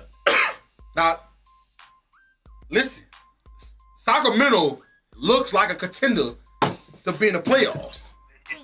Now you're on board. I would love to see Sacramento in the playoffs over San Antonio. That means the Clippers and the San Antonio Spurs are out. Yeah. Now hold on. Let me finish. I would love to see Sacramento at 8, Lakers at 7.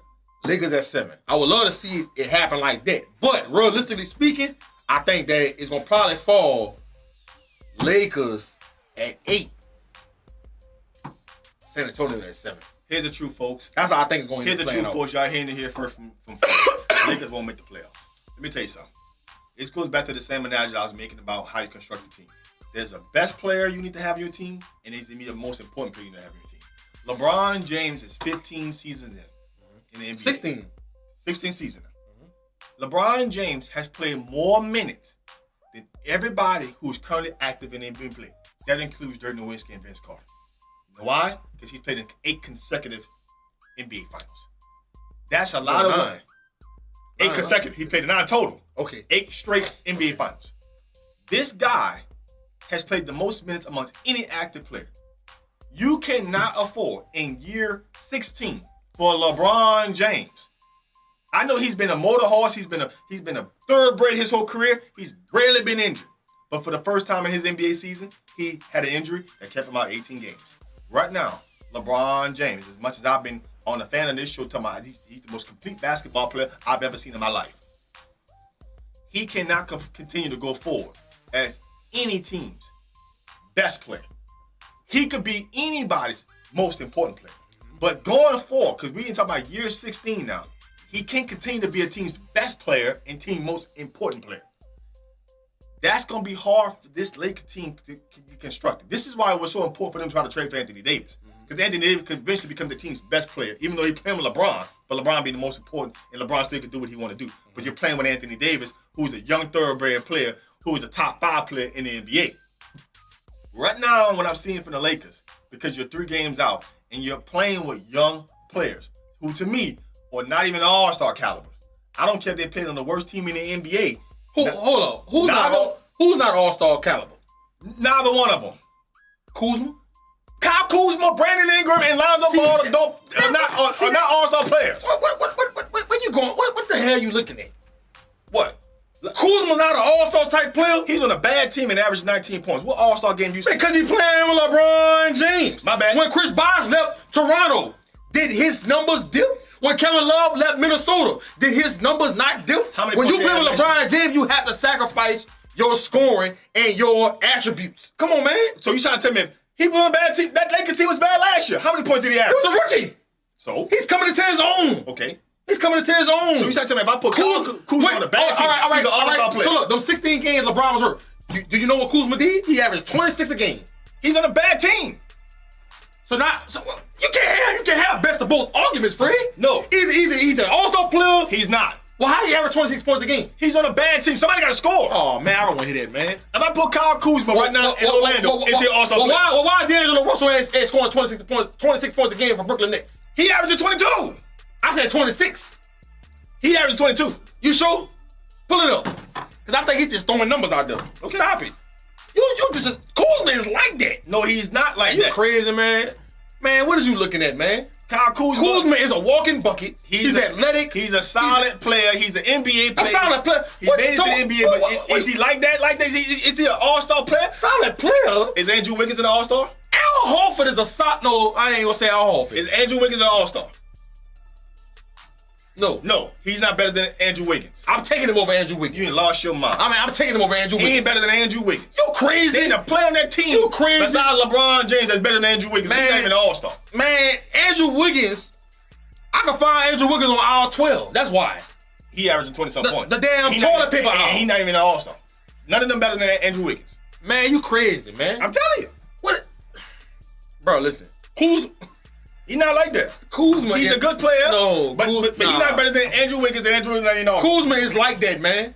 Kuzma, is he a superstar? I ain't saying he's a superstar, but he's an all-star type caliber player. Is he better than Devin Booker? I think they're on the same level. Him and Devin Booker's on the same level. You put Kyle Kuzma in Phoenix and see what he do. Average 19 points a game. Man, he averaged 20 plus. He averaged 20 plus. Average 19 points. You gotta stop it. You gotta stop it. I don't know what you're looking at. Yeah, average 19 points a game. I don't know what you're looking at. I'm telling you, he's solid, but he's not like that. Solid. Solid. The bumper on my car is solid. Kyle Kuzma can play. He's an all-star. The Brooklyn Nets are in the playoffs for crying out loud. They are. Don't tell me about damn D'Angelo Russell, who likes to record conversations when we talking about something with me and my little hoop. And D'Angelo Russell averaged 20 points a game. Huh? Averaged 20 points a game. 20.6. 20. Last time I checked, 20 versus 26 is not the same. Team better. Team in the playoffs. That is. Tim Milwaukee is at 8. Right. And I can tell you right now that Brooklyn team just as bad. No. The Brooklyn roster is better than Charlotte roster. No, they not. Go look at it. Go look at it. Go look at their roster. No, they not. Go look at their roster. They just as bad. Let me see. No, man, Dinwiddie, man. Come on, man. Man, you know. He bad. Dinwiddie is bad. Dinwiddie can play. Dinwiddie can play, man. Listen. They roster about winning with. Listen. They roster about winning with. Ain't none of y'all taking and listen. Don't read on. I'm gonna read the comments. He ain't gonna read them. I'm gonna read the comments. Okay. Wise Thomas said, man, Ingram and Kuzma, ballers, dog. Ivory Clark says, wow, I gotta agree with you on this one. Kuzma the real deal. Wise Thomas said, I was at the Pels and Lakers game. Ingram and Kuzma was all the help he got. Gerald Willis says, Fred tripping tonight, dog, with the crying face. No. Sean Nelson says Kuzma best player on a Kuzma best player on Orlando and All-Star. He didn't text that right. Kuzma. I guess he's trying to say. I guess Sean is trying to say if he's in Orlando, he's an All-Star player. I don't know. He's not. Wise Thomas said, "Joke the fuck out, Fred. You tripping? I'm taking Kuzma over Wiggins." No, you're not. Ira Clark says I'm taking Kuz over Wiggins every day of the week and twice on Sunday. Okay. Sean Nelson says again, Fred, you tripping on Kuzma. He averaged 23. No, it's not. 20. Nets roster worse than the Hornets. The Nets roster is worse, and they're a higher seed than the Hornets. Man, they roster. And D'Angelo Russell is averaging they roster 20.6 points a game. Okay. What I'm getting at is, Okay. LeBron James ain't got no help. How you got no help? What help does he have in Lakeland? Brandon Ingram and Kuzma. Stop it. What are y'all watching when y'all look at Brandon Ingram? I don't want y'all to see. Listen, I'm not saying He's a great high school basketball player. He's good enough. He's a 5-star player. He got himself to Duke. He has enough talent to be an NBA player. I'm not saying unless he's a starter. I'm not saying Brandon Ingram is a superstar. He's By not no stretch of the imagination. But Brandon Ingram is a good player. He's a really good starter in this league. He's solid. And he's been looking really good over the last 15 games. Listen. Kuzma, though, you need to stop. You gotta stop. I don't know what y'all think you'll see All-Star at. I put him on a team individually by himself. What I'm getting at is right now, what you see is what you got. He's not an All-Star. He's not an All-Star player. The Lakers were bad last year. If I took him out of this situation and LeBron James did not sign with the Los Angeles Lakers, what we see right now, that team will be a top 5 pick. None of those guys will emerge to the surface and become an All-Star. Kuzma, nah. I gotta disagree with you on that. Kuzma is emerging, man. What are you watching? He's emerging. He's getting better and better and better. Okay? Luka Doncic is merging. That kid in Dallas, that's a merging kid. I'm not disputing that. But do not disrespect Kyle Kuzma. Kyle Kuzma is emerging as one of the better players in this league. Solid. What are you watching? He displayed that he could be an when NBA player. When they need a bucket, they can go to Kyle Kuzma. Kyle Kuzma can work out.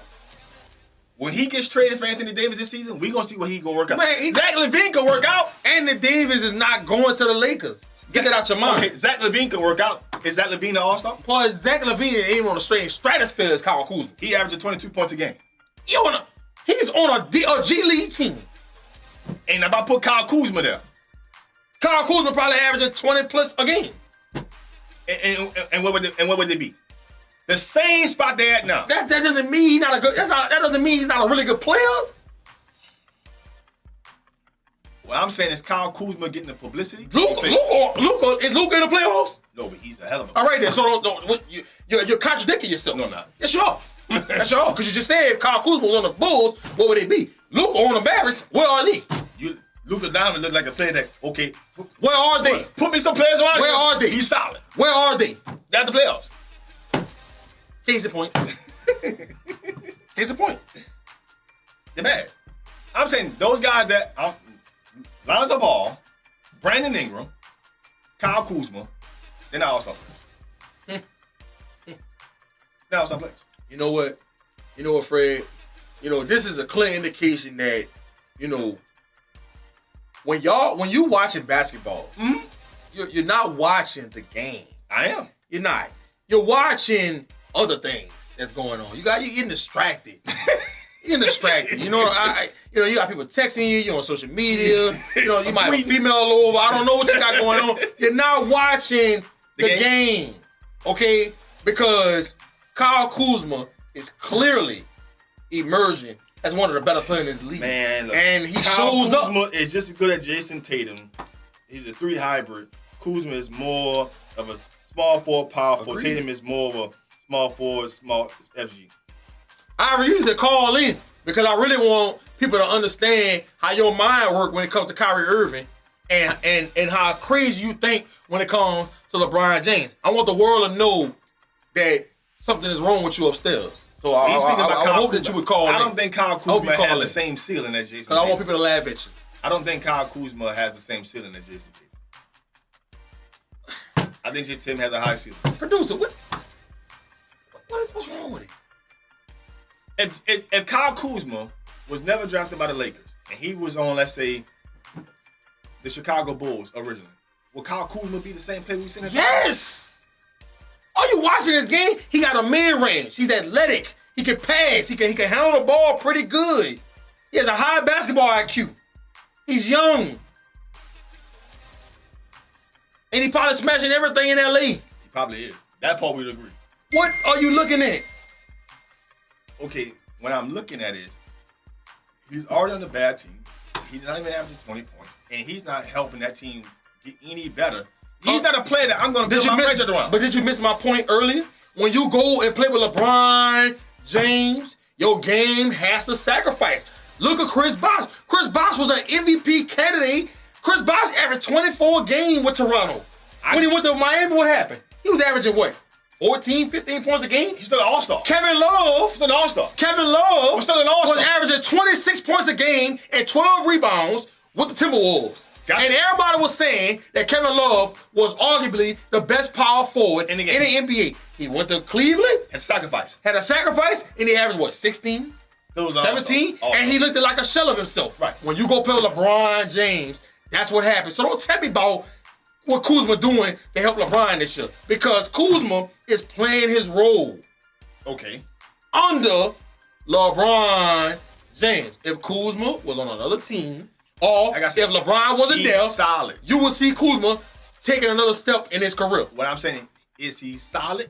Yes. Do I think he's an all-star talent? Text the number to Ira. Please text the number because I'm dying for him to call.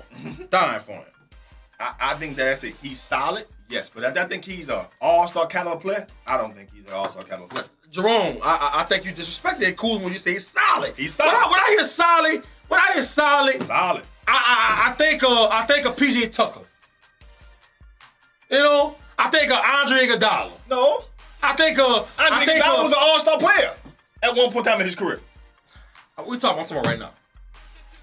When I hear solid, you know, I think of... Who do you think of? Gordon Hayward? Gordon Hayward. Solid. Former all-star. He was in Utah. He was solid. You know, he's all-star. You know, that's what I think. Well, when I think of solid, I think of Dennis Schroeder. You know what I'm saying? When I hear solid, I think of Aaron Gordon. DJ Augustine. That's what I think about when I hear solid. I think solid is so... Aaron Gordon? Solid. I think Aaron Gordon's a little above solid. Drew Holiday a little above solid? No, Drew Holiday... Don't stop. Don't be disrespectful. Okay? He's a damn good player, and Drew Holiday is one of my favorite players in the league. I think Kyle Kuzma's solid. Me and Jerome Wilson on the same page. He's solid. And he put solid in all caps. He's solid. He is solid. He on the line, man. Ivory, man. What? I'm really dying to hear your take on this because you've been talking real disrespectful on Twitter. I gotta hear your take. Go ahead.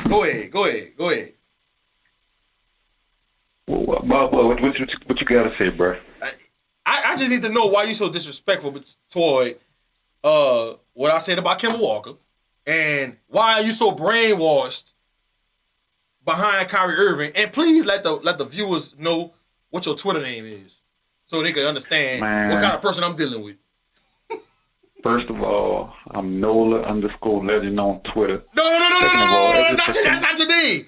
That's not your name. What is your name on Twitter? Oh, Kobe Better. This man's Twitter name is Kobe's Better. Than who? Yeah. Than everybody. He think Kobe better than Jordan. Listen, Kobe Bryant my favorite player. He think Kobe better than Jordan. He's not better than Jordan. But he's my favorite player. Kobe's the greatest player that has ever laced him up, fool. He's my favorite player. You see what I'm saying? But I'm not gonna be disrespectful. You see what I'm saying? He's not better than LeBron or Jordan as a player. Depending on how much time y'all got, man, we could go into it. We could get down to it while I know he is. Okay, go ahead, because you've been a hater all your life since you came out to Mama Moo. But go ahead. This conversation gonna be in depth, and I don't know how much time y'all got. We got about 16 minutes. Go ahead. I mean, because you're a hater. Let's put that out there. You're a hater. No, I'm not hating. Jordan's amazing, and he's right there with Kobe. But if you really look at Jordan's career, he had the luxury of playing in expansion era twice. They had 6 teams added to the league throughout the Jordan tenure that really watered the league down. He took advantage of that.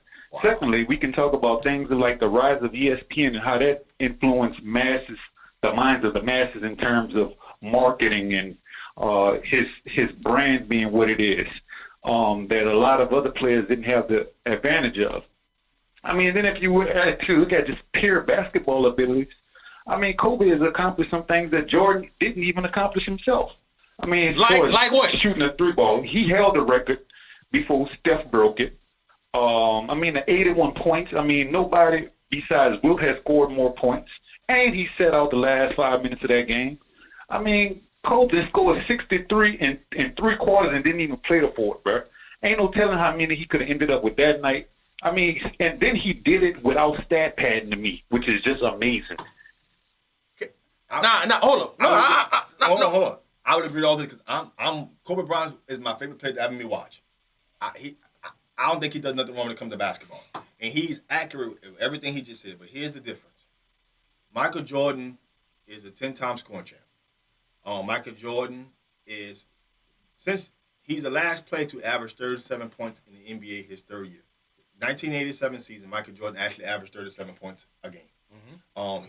He was the most freakish athlete during the time he created to play in the NBA. And in the 90s, he was the overall best player in the league. See, the difference is that, again, when you talk about Michael Jordan ran the NBA for a decade as the best player in the NBA. Not 2 or 3. It was a unanimous number 1 overall player, Michael Jordan. And he has 6 championships to prove that.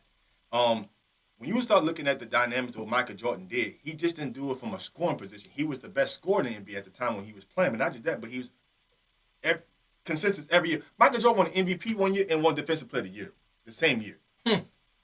Well, again, you cannot compete with that. Again, I'm one of the biggest Kobe Bryant fans people going to meet. And every stat you just I can't tell right now. Because here, facts are facts. Again, I love Kobe Bryant. I love the way he played the game. I like his. You're not brainwashed like some people that we talking about right now. I like facts. Right. And when you look at the facts of the fact that Michael Jordan, what he did and how he did it, it's not just the fact that he's won 6 championships. He went to 6 consecutive NBA finals. Whether his team won or lost, his team got there, and him being the best player, not just on his team, but in the league. And so when you start seeing that stuff, but before he got to those championships, he was the best scorer in the NBA. It wasn't even close. When you talk about a guy in 1987. Okay, Fred, let me stop you right there. Let me address a couple of these points because I'm trying to write them down to address them. First of all, as it pertains to him being the best player, let's talk about the quality of competition he played at the small forward and shooting guard position at that time. Let's name these players during his era that was on his level or better than him. But he could only play in his era. He could only play in his era. Michael Jordan could only play in his era. That's true. He could only play in his era. That's true, but it matters. He didn't play against nobody of real quality at his position. The best perimeter player during his era was on his team. But see, Ivory, that's what I think that you're brainwashing and you disrespectful because back then, that's when you could really play defense. That's when you could really hand check and you could elbow and you could push him out on the ground. Man, do you know what Jordan went through? Do you know what Jordan went through when he played the Pistons, the Bad Boys, and when he had to go through when he played the Knicks? Man, if he even thought about coming to the paint, man, he probably was gonna go getting an elbow to his nose. Well, here's the thing. LeBron, Kobe, and all of them ain't gotta even worry about that because the NBA is nowhere near like that now. So for you to say that, I can't respect that. Well, here's the thing. You had Clyde Drexler. You had Gary Payton. You had guys, like I said, Karl Malone in his era is the second leading scorer in NBA history. Kareem Abdul-Jabbar is number 1. He played in the Jordan era too. You got to start thinking about some of the guys. But Kareem wasn't Kareem. No, toward the end of it. No, but Jordan came in the league in 84. Way before Jordan. No, but Jordan came in the league in 84. Kareem was still playing. He was still playing. When you start saying Larry Bird was Larry Bird, Magic Johnson was Magic Johnson. Mm-hmm. The Bad Boys were the Bad Boys. The Lakers were Showtime, were Worthy and Byron Scott and them. Right. So they had players in the NBA. You got Dominique Wilkins. They still had Oscar, Dr. J during Michael Jordan time. And then you talk about some in the 90s with some different players started coming in the NBA. Understand that Shaquille O'Neal got drafted with, I think, 93. So you got to think about Chris Webber got drafted in the year before 92, right? You got to start thinking about Grant Hill started getting drafted. Jason Kidd started to get drafted. So you had another wave of players starting coming into the 90s. Sean Kemp was in that era. Charles Barkley won the MVP. Yeah. Karl Malone won it. Hakeem Olajuwon was in that era. Yeah. David Robinson was in that era. Patrick Ewing. Yeah. So you got to start thinking about... You're naming all big men, bro. Clyde Drexler. There's no shooting guards and small forwards during that era that could even remotely challenge Jordan. It wasn't even close. Now, if you compare that to the guys Kobe went against... But it had defensive stoppers back then, dog. It ain't even close. It had defensive stoppers back then, though. The game, the game. Like, Joe Dumars is one of the best defenders of all time. Well, let me listen. Since you think you're such a basketball fanatic and a student of the game, tell me the height of the average shooting guard during the Jordan era, because I know it. Oh my God, dog! My God! Now Jerome Wilson, come on, man. 2.5. Come on, man. Jerome Wilson says 2.5. Jerome Wilson says this: Orion Harper, which I'm not gonna put in the list, but he mentioned it. Clyde Drexler, Gary Payton, Joe Dumars, Zeke, Larry Bird, Magic Johnson, Dominique Wilkins. Just to add a few names. Again, here's my thing. Michael Jordan was a 10-time scoring champ, and he was unanimous #1 player in the league. It wasn't even close. Who was nice, not big men, guards that really was talented like that to go at Jordan back then. But they had really good defenders, though. Clyde Drexler is better than half the shooting guards currently in the NBA. Byron Scott Jordan with defense alone. There was nobody that could get Jordan in foul trouble and wear him out on the offensive end. Nobody challenged him like that back then. Here's the thing. It's his fault that he was just that much better than everybody. He was better than everybody. That's his fault. He was better than That's his fault. Man, no. He played in the trash era when it comes to people. When Kobe scored 81, 17 of them points was on Jalen Rose, and Jalen Rose was out of his prime. So what are you saying? And Morris Peterson. Don't forget Morris Peterson. So what are you saying? And plus that game went to overtime. But here's the deal. But here's the thing. So you don't want to hear that, though. But you don't want to hear that. Here's the problem. Here's the problem with the argument. When you start looking at all-time numbers, Michael Jordan's in the top 5. LeBron surpassed him, so now he's in the top maybe 7. Here's the deal. Michael Jordan also is another stat that he's top 5 in his career. He's top 5 in steals. Matter of fact, he's 3rd all-time in steals in the NBA. Number 3, behind, I think, Mark Price and I think John Stockton. Kobe Bryant's not none of those stats besides Chris Paul up there. He's not. Chris in steals? Steals. Chris Paul up there. Chris Paul had broke a record that when he was with the Hornets. I'm talking about all-time. Chris Paul broke a record when he's with the Hornets. No, I'm not saying that all-time steals. Chris Paul up there. Chris Paul up there. I'm not saying he's number 1. I'm just saying he's up there. He's not in the top 3. Jordan is. All time. I think you need to look that up. I've looked these numbers up enough already. Look it up again, because I got to swore that maybe that record was steals in the season. In the season. Maybe, I don't know, but Chris Paul definitely was up there. John Stockton, number 1. Jason Kidd, number 2. Michael Jordan, number 3. All time. So what's your point? So what's your point? Kobe Bryant wasn't a better player. Still of the basketball. When you lead an all-time number stat. I agree with that. Better than that. I ain't gonna lie, I ain't even know that. I ain't even know Jordan was number 3. It's like LeBron fan. You just can't go by stats, bro. Who is the guys he playing against that was nice like that at the guard position? So look, we gonna use that same argument for Wilt Chamberlain? Because Wilt Chamberlain was going against people that was 6'5", 6'6", 6'7", and he was 7 foot. Exactly. Have you seen footage of Wilt dominating people? Yes. Have you seen footage? Yeah, I've seen it. Man, he could have been playing against a bunch of Tyrion Lannisters. Okay, so look. You use that same notion with Shaq? And Shaq played against some decent big men. Oh, so Shaq is the respect, but Jordan don't? Man, Shaq you gotta go ahead, man. He went against Tim Duncan, David Robinson. Shaq went against Lonnie Divac.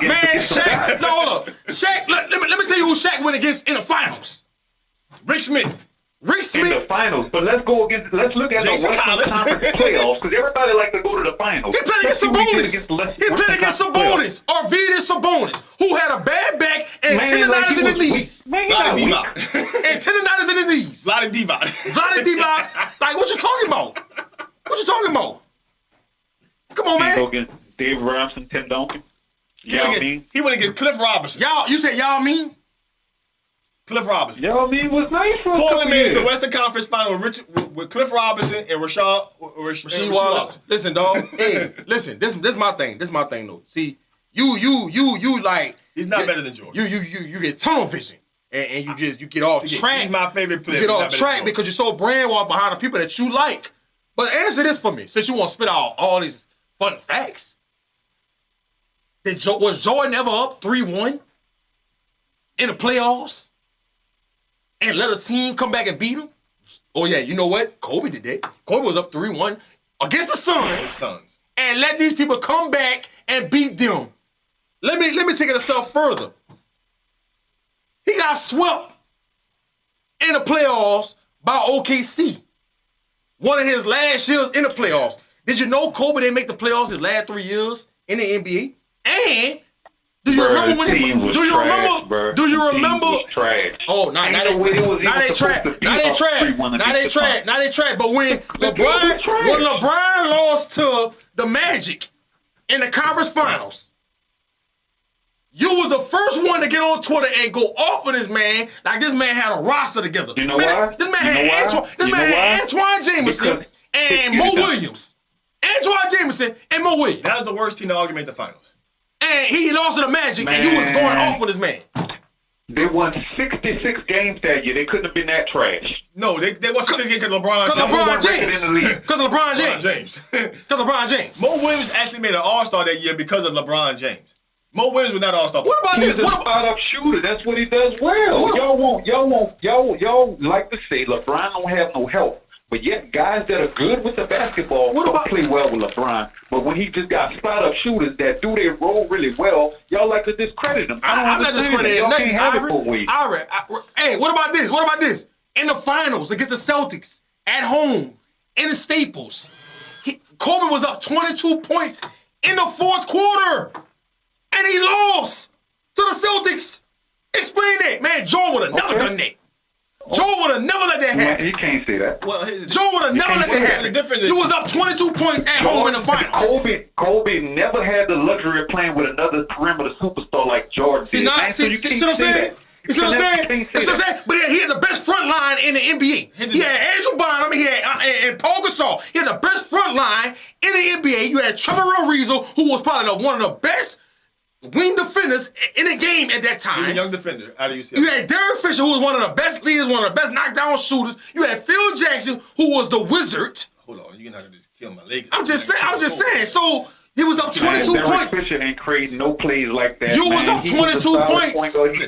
You was up 22 points. He ain't no perimeter superstar. Answer that. You talking about he did stuff Jordan didn't do. Here's the difference. He was up 22 points in the finals at home, and you lost. Answer that. How did that happen? And you supposed to be better than Jordan. You supposed to be better than Jordan. Answer that. Here's where the problem comes. Hold on, no. Let him answer that. Answer that. His team's trash. Oh, they're in the finals. But his team is trash. Okay, that makes a lot of sense, Ivory. Okay. Here's what the difference is. Okay, Michael Jordan team in the finals never played a game 7. That's the first thing. Never. That's the first fact. Never. Again, at the end of the day, Kobe Bryant has played in more NBA finals than him. Kobe Bryant has played more minutes than him. Kobe Bryant has done a lot of great things for his career. Again, I love Kobe Bryant. He's one of the best players I've witnessed with my own 2 eyes. I love him. He's one of my favorite players to watch. But when you start putting his statistics, when you talk about better player, you got to look at their numbers. And I'm not talking about the win-loss record. I'm talking about like all-time numbers. The only other stat that Kobe Bryant exceeds Michael Jordan is points. But other than that, again, I just mentioned it. Michael Jordan's 3rd all-time in steals. How do I know that? Because I look up the numbers. At some point in time, when you talk about somebody being the best of ever, you got to look at what they did all time. When you're 3rd all-time in steals, it doesn't matter what other players came before you and how you think how great they are as far as a guy who can steal the ball. They never got more steals than this guy. Michael Jordan won Defensive Player of the Year. Michael Jordan was like 4 or 5 time Defensive Player all first team. Michael Jordan was the 10-time. I'm trying to get y'all to see. That's great. That's awesome that he got those accolades. We talk about them individually. Tell me the quality of competition he's playing against. How? Hold on. Let me ask you this. You can't get a guy to play in the 2000s. Let me ask you this, Ivory. Do you remember the team that Jordan played with? Do you remember the name, the starting lineup? Luke Longley, Man. Horace Grant. Tell me the guys. See what I'm saying? He don't want to talk about that though. He don't want to talk about that though. He don't want to talk about how he went against. He had Big Jim on. He went real cold. It was like Jim this. Hornacek, John Stockton. John Stockton and Karl Malone is one of the best 1-2 punches in the NBA they ever seen. You had Man, you had the tell best me player the guys and the that most important challenge player. He went against Sean Kemp and Gary Payton. He went against Kevin Johnson and Dan Marley and Charles Gary Barkley. Payton Who won wasn't like MVP that that. year? Charles Barkley won MVP that year in '94. What you talking about? Who won MVP that year? Clyde Drexler, no. Talking about big men, bro. Oh, so hold on. So what about going to talk about the big men? So what about when he kept putting the Knicks out the conference finals with Patrick Ewing? Again, tell me the guards John that he went Stokes. against. John Stokes. Oh, I ain't want to talk about John Stokes. John Stokes. What a Hall of Famer. See, that's your problem. See, who's saying John Stokes is a Hall of Famer? But John Stokes was a hell of a defender. In fact, You John trying to make him up like he nice like that? I'm saying John He was a Stokes. solid John player. Stokes used to Come give on, man. Jordan problems. You forgot? Man. John Stokes used to give him problems. As it is though, that shit you won't keep talking stupid. If Kobe's so great, it's another thing that he did. That He is great, by the way. He is great. He's great. Kobe Bryant's great. Shut up. I don't want to hear nothing about all of it. I'm trying to make a point. He's great. He's so great though. You keep talking about all that stuff that he did that Jordan didn't do. How about when he lost 4-1 to the Pistons in the finals? Or that team was trash too, huh? With Gary Payton, Karl Malone, and Shaq. That was all Kobe Bryant. No, Kobe didn't get it done. Kobe, he was trying out to prove something. But let me ask you to do this. No. You're not gonna just discredit that. Kobe Bryant only got that show. No. You're trying to downplay what happened. They got dominated in that finals. Yeah, they did. 4-1. But Kobe Bryant the only guy who showed up. Kobe Bryant only guy who showed up. And Kobe was in his prime, Absolutely. and Shaq was in his prime. Shaq didn't show up. That would have never happened to Jordan. Shaq didn't Never happened to Jordan. Shaq didn't show up in that final. That would have never. And listen, and I ain't trying to shit on that Pistons team. That Pistons team was a really good team. Oh yeah, but they had no business being No. Lakers. That was the best defensive team of all time. Go do your research. All time. Oh my God. Go do your research. That was the best defensive team of all time. So they're better than the Bad Boys? Detroit now. Go look up. They was better than the Bad Boys. Metrics. That Pistons team was the best of all time. Man, you got to be stopped, man. Now, Jerome Wilson said this. Stop. Jerome Wilson said this. Kobe got chin checked by Chris Childs and then choked by Reggie Miller. Convo over. Mike would have never let that happen. And Wise Thomas said this. He should be a Hall of Fame. Dude made it to this from the CBA. Starks a legend in my book, and I hate the Knicks. I would say this. Kobe Bryant is the second best shooting guard to ever play basketball. He's under Jordan. I don't disagree with that. I'm not settling for that. You ain't got no choice. Because you know what your problem is? You know what your problem is? You know what your problem is? You know what your problem is? I'm gonna tell you what your problem is. You fall in love with a player. Like, that's just like Tracy McGrady. Tracy McGrady, one of my favorite players all time. When I was in high school, that was my guy. I felt like Tracy McGrady was better than Kobe. Right. But he couldn't get over the back spasms and the little problem he had with his knee and all of that, whatever. That's neither here nor there. But my point is this. You fall in love with people and it's like something take over your mind, Ivory. I don't know what's wrong with you. I don't know what's wrong with you, but for you to think that Kobe Bryant is better than MJ, Fadeaway, man, this man got a logo. I need that in my heart of hearts. He got a logo. Here's the thing. What are you talking about? Here's the thing. What are you talking about? This man got an all-star game named after him. The Jordan Brand Classic. Listen. Stop it, man. Here's the problem. Stop it. Here's the problem. Everything that Michael Jordan can do, he can do. Here's the thing. He can do everything Kobe Bryant can do, but Kobe can't do everything he can do. The difference is the two players that... Like what? I just told you. There's things that Mike can't do that Kobe can't. Kobe was way better with the left hand. Listen. Oh my God. So hold on. So MJ can't go left? Hold on. No. Man, Kobe tore his shoulder. Kobe tore his shoulder. Was supposed to miss 8 weeks. Came back out the next night and dropped 30 with the left hand, man. Jordan never do that. MJ played with the flu. He played with the flu. He had to get shot up. Dog, you done had the flu. We all done had the flu. Do you know what it feel like to play with the flu? Dog, you don't have no energy, dog. He was hungover. Listen, If you really want to know, he was all right. So you got the inside source. Name your source. Here's the thing. Name your source. Here's the difference. He's amazing. Ira's amazing. He's amazing. Here's the difference. You know the last time somebody scored 37 points a game in a season? The last guy who did it. Again. It's amazing. 37, I don't care if you're playing against kindergarten. A season. It's amazing. The last time At the same time, it matters your level of competition, who you playing against. It's the NBA. It's the NBA. It's the NBA. You keep on being disrespectful. They ain't got bumps in the NBA. No, there's no bum in the NBA. I keep telling people, Matthew Dellavedova right now would be. I thoroughly disagree. Matthew Dellavedova will beat anybody at a ball gym in basketball. I promise you, he will. Listen, these guys are the best of the best.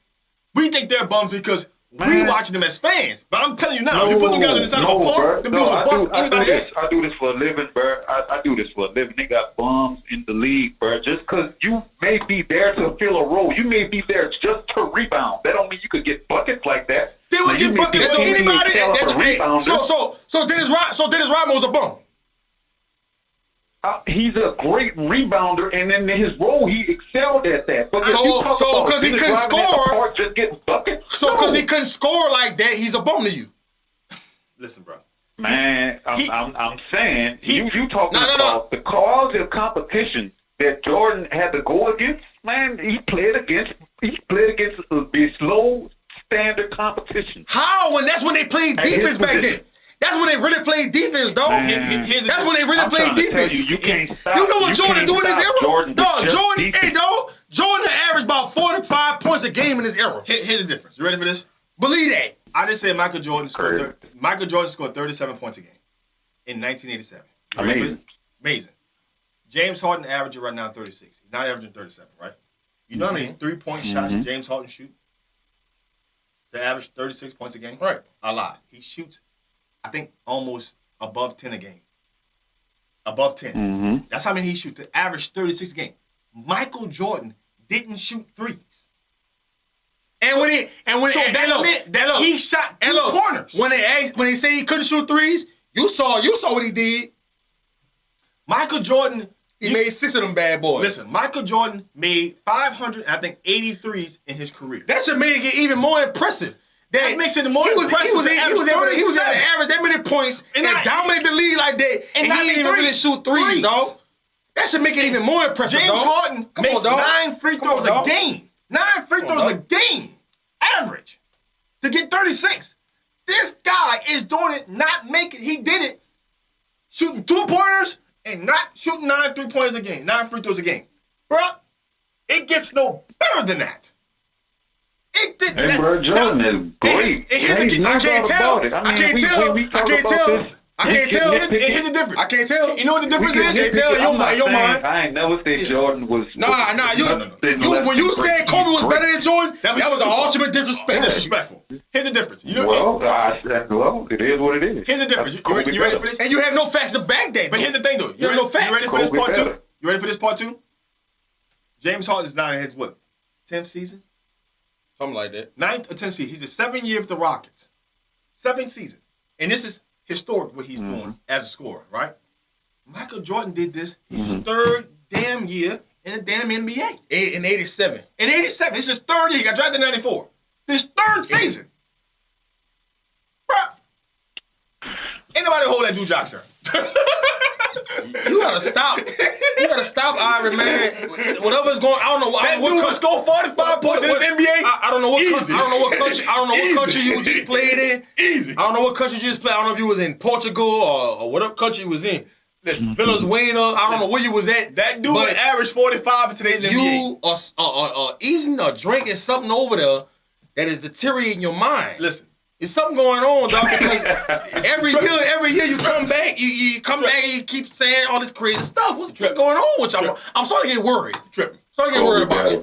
I care about you, bro. I'm worried about you. Y'all can point to y'all stats, but they don't provide any context. Like, the guys Jordan played against was bums at his position, period. And you can't tell me no otherwise. Wow. Because they was bums. I did all the research, I know. So Morris Peterson and Jalen Rose, when he scored the 81, that was top-tier competition, right?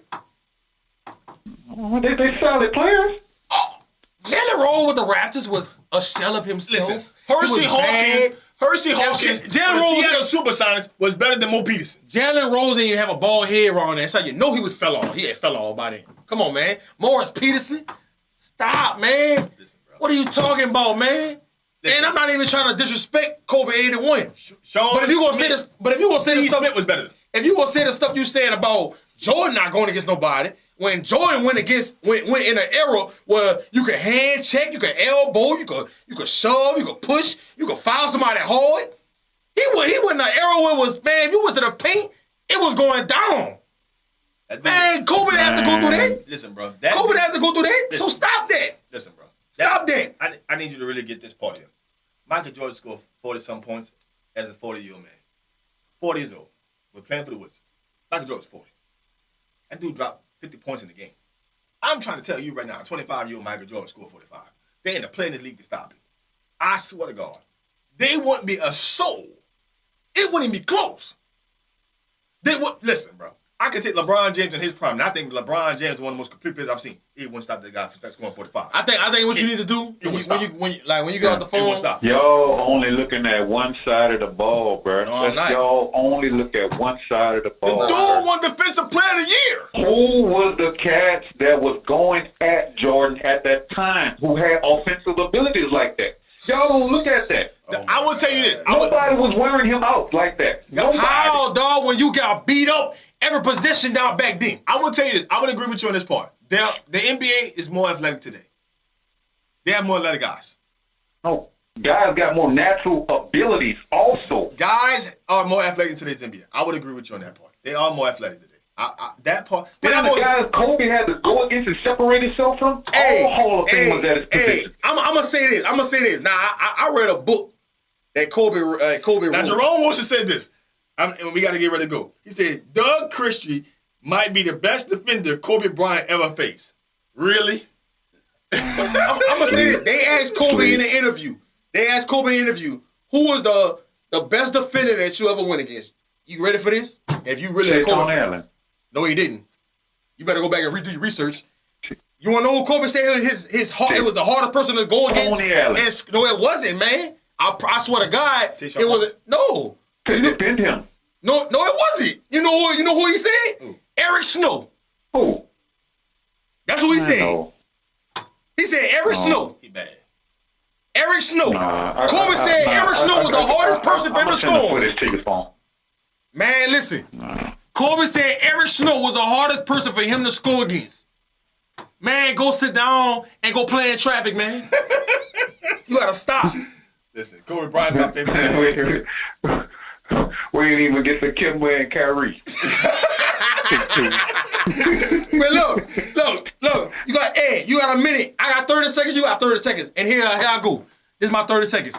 Kim was a better player than Kyrie, and here's why. Kim was on a bad team that we don't even know who their players are. Cody Zeller is probably the second best player on that team, and he has the team about to get in the playoffs. If they traded places, and Kyrie was in Charlotte, and Kyrie was and Kimball was in Boston, I promise you, the Celtics would be number one. The Celtics was number one in the East last year, made it to the conference finals, made it to a game 7 against LeBron without Kyrie. This year, they have Kyrie with the same team assembled and or added Gordon Hayward, and you're 5th in the East. That says a lot about Kyrie. You're on a 5-game losing streak. You're 0-6 with Kyrie the last 6 games. You were 6-0 before he got back. And D'Angelo Russell has a higher record than Kemba Walker. And they won't get out the East because of Kyrie Irving. Go ahead. Okay, a number of things. First of all, I think you fail to consider the Anthony Davis virus that has affected both the Lakers and the Boston Celtics. That hanging over a lot of those young guys' heads, I think it ultimately affects their play. Second of all, you could look at the chemistry. I knew coming in this year, adding Gordon Hayward and Kyrie Irving to that team when they did so well last season would disrupt their chemistry. They got too many guys that can play that deserve more minutes, and the chemistry this year has just been off. Second of all, third of all, you looking at okay, I can kind of agree with you that Kemba may be a little bit more versatile in terms of scheme wise, in terms of fitting with different personnels. But man, Kyrie's upside is just so astronomical when he's on and he's in the right system for him. there's no other guard in the league that can do the things that he do. So while Kemba may be a little bit more versatile, I can agree with that. But what Kyrie does well, he's on a team that's tailored toward him. Man, there's no other guard that is as good as he is. Steph is better than him. What are you talking about? That's better than every guard in the league. Who? Steph. Man, I can't really agree with that. I don't know. Oh my God. I don't know. Steph is the best guard. Oh my God. Steph is the best guard. You gotta stop. You gotta stop. Listen. I don't know. See, cause a lot of y'all are casual. Man, Steph don't have to guard nobody. He hides. Kyrie go when he can go.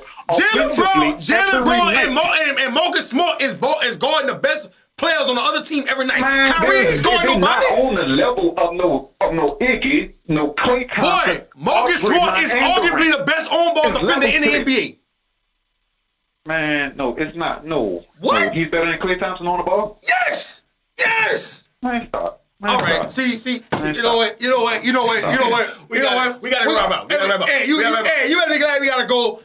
If you want August more, carry the Twitter so the whole timeline and everybody can see how crazy it talk. I just got a side text. Somebody asked me if you're on drugs. Listen, guys, that's our show, guys. Listen, y'all stay tuned next Thursday, FanView Real Fans Talk. We can get out our topic. Goddamn Irish Club. We had to get out our topic. Goddamn it. We got out our topic.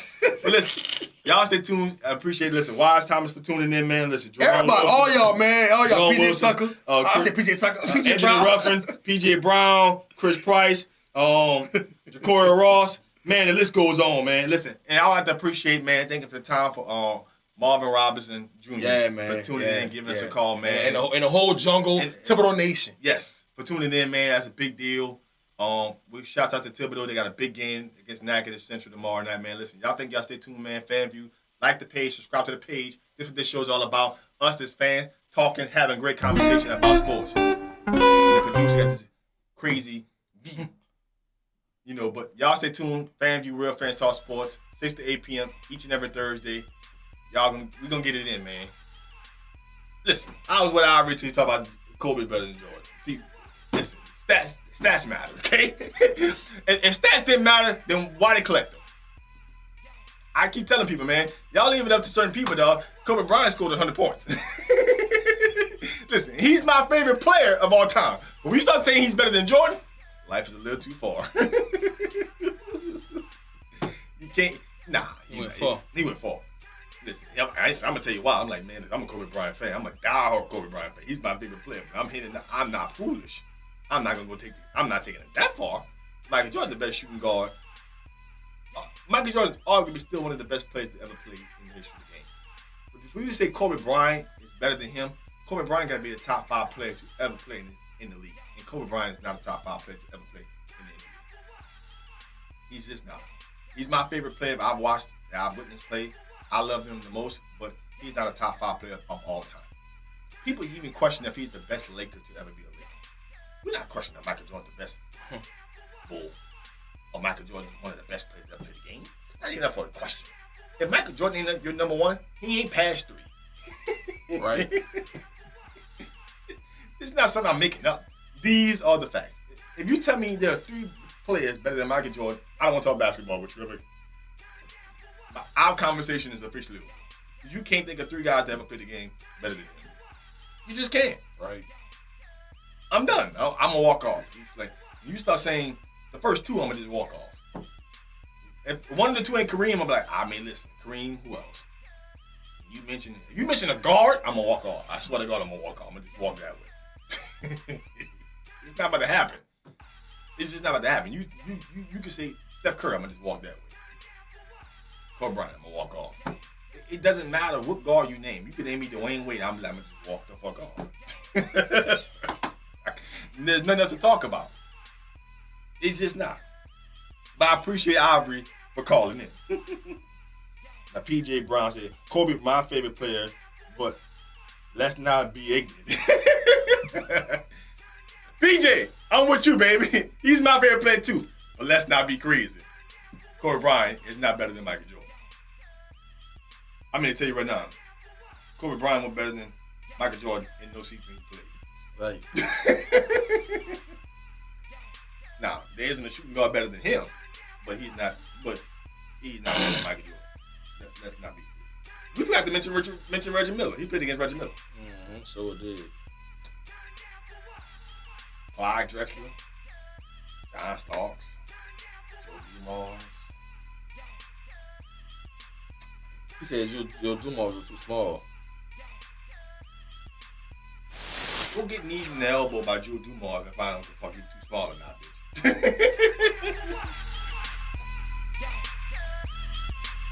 Did he really say that? What's up, everybody? It's your boy, Coach Hurricane here. You can follow me on Facebook at Henry Singleton or on Twitter at HenryHayoU15. Listen, this is your boy, Fred. Listen, you can follow me on Facebook at Brandon Fred Jones, or you can follow me on Twitter at BFred Jones. This is Jeremiah Gray, man, with GSportz. You can follow me on Facebook, Jeremiah Gray, A.K.A. G, and on Twitter, G_paid in full 08. Pay me the money.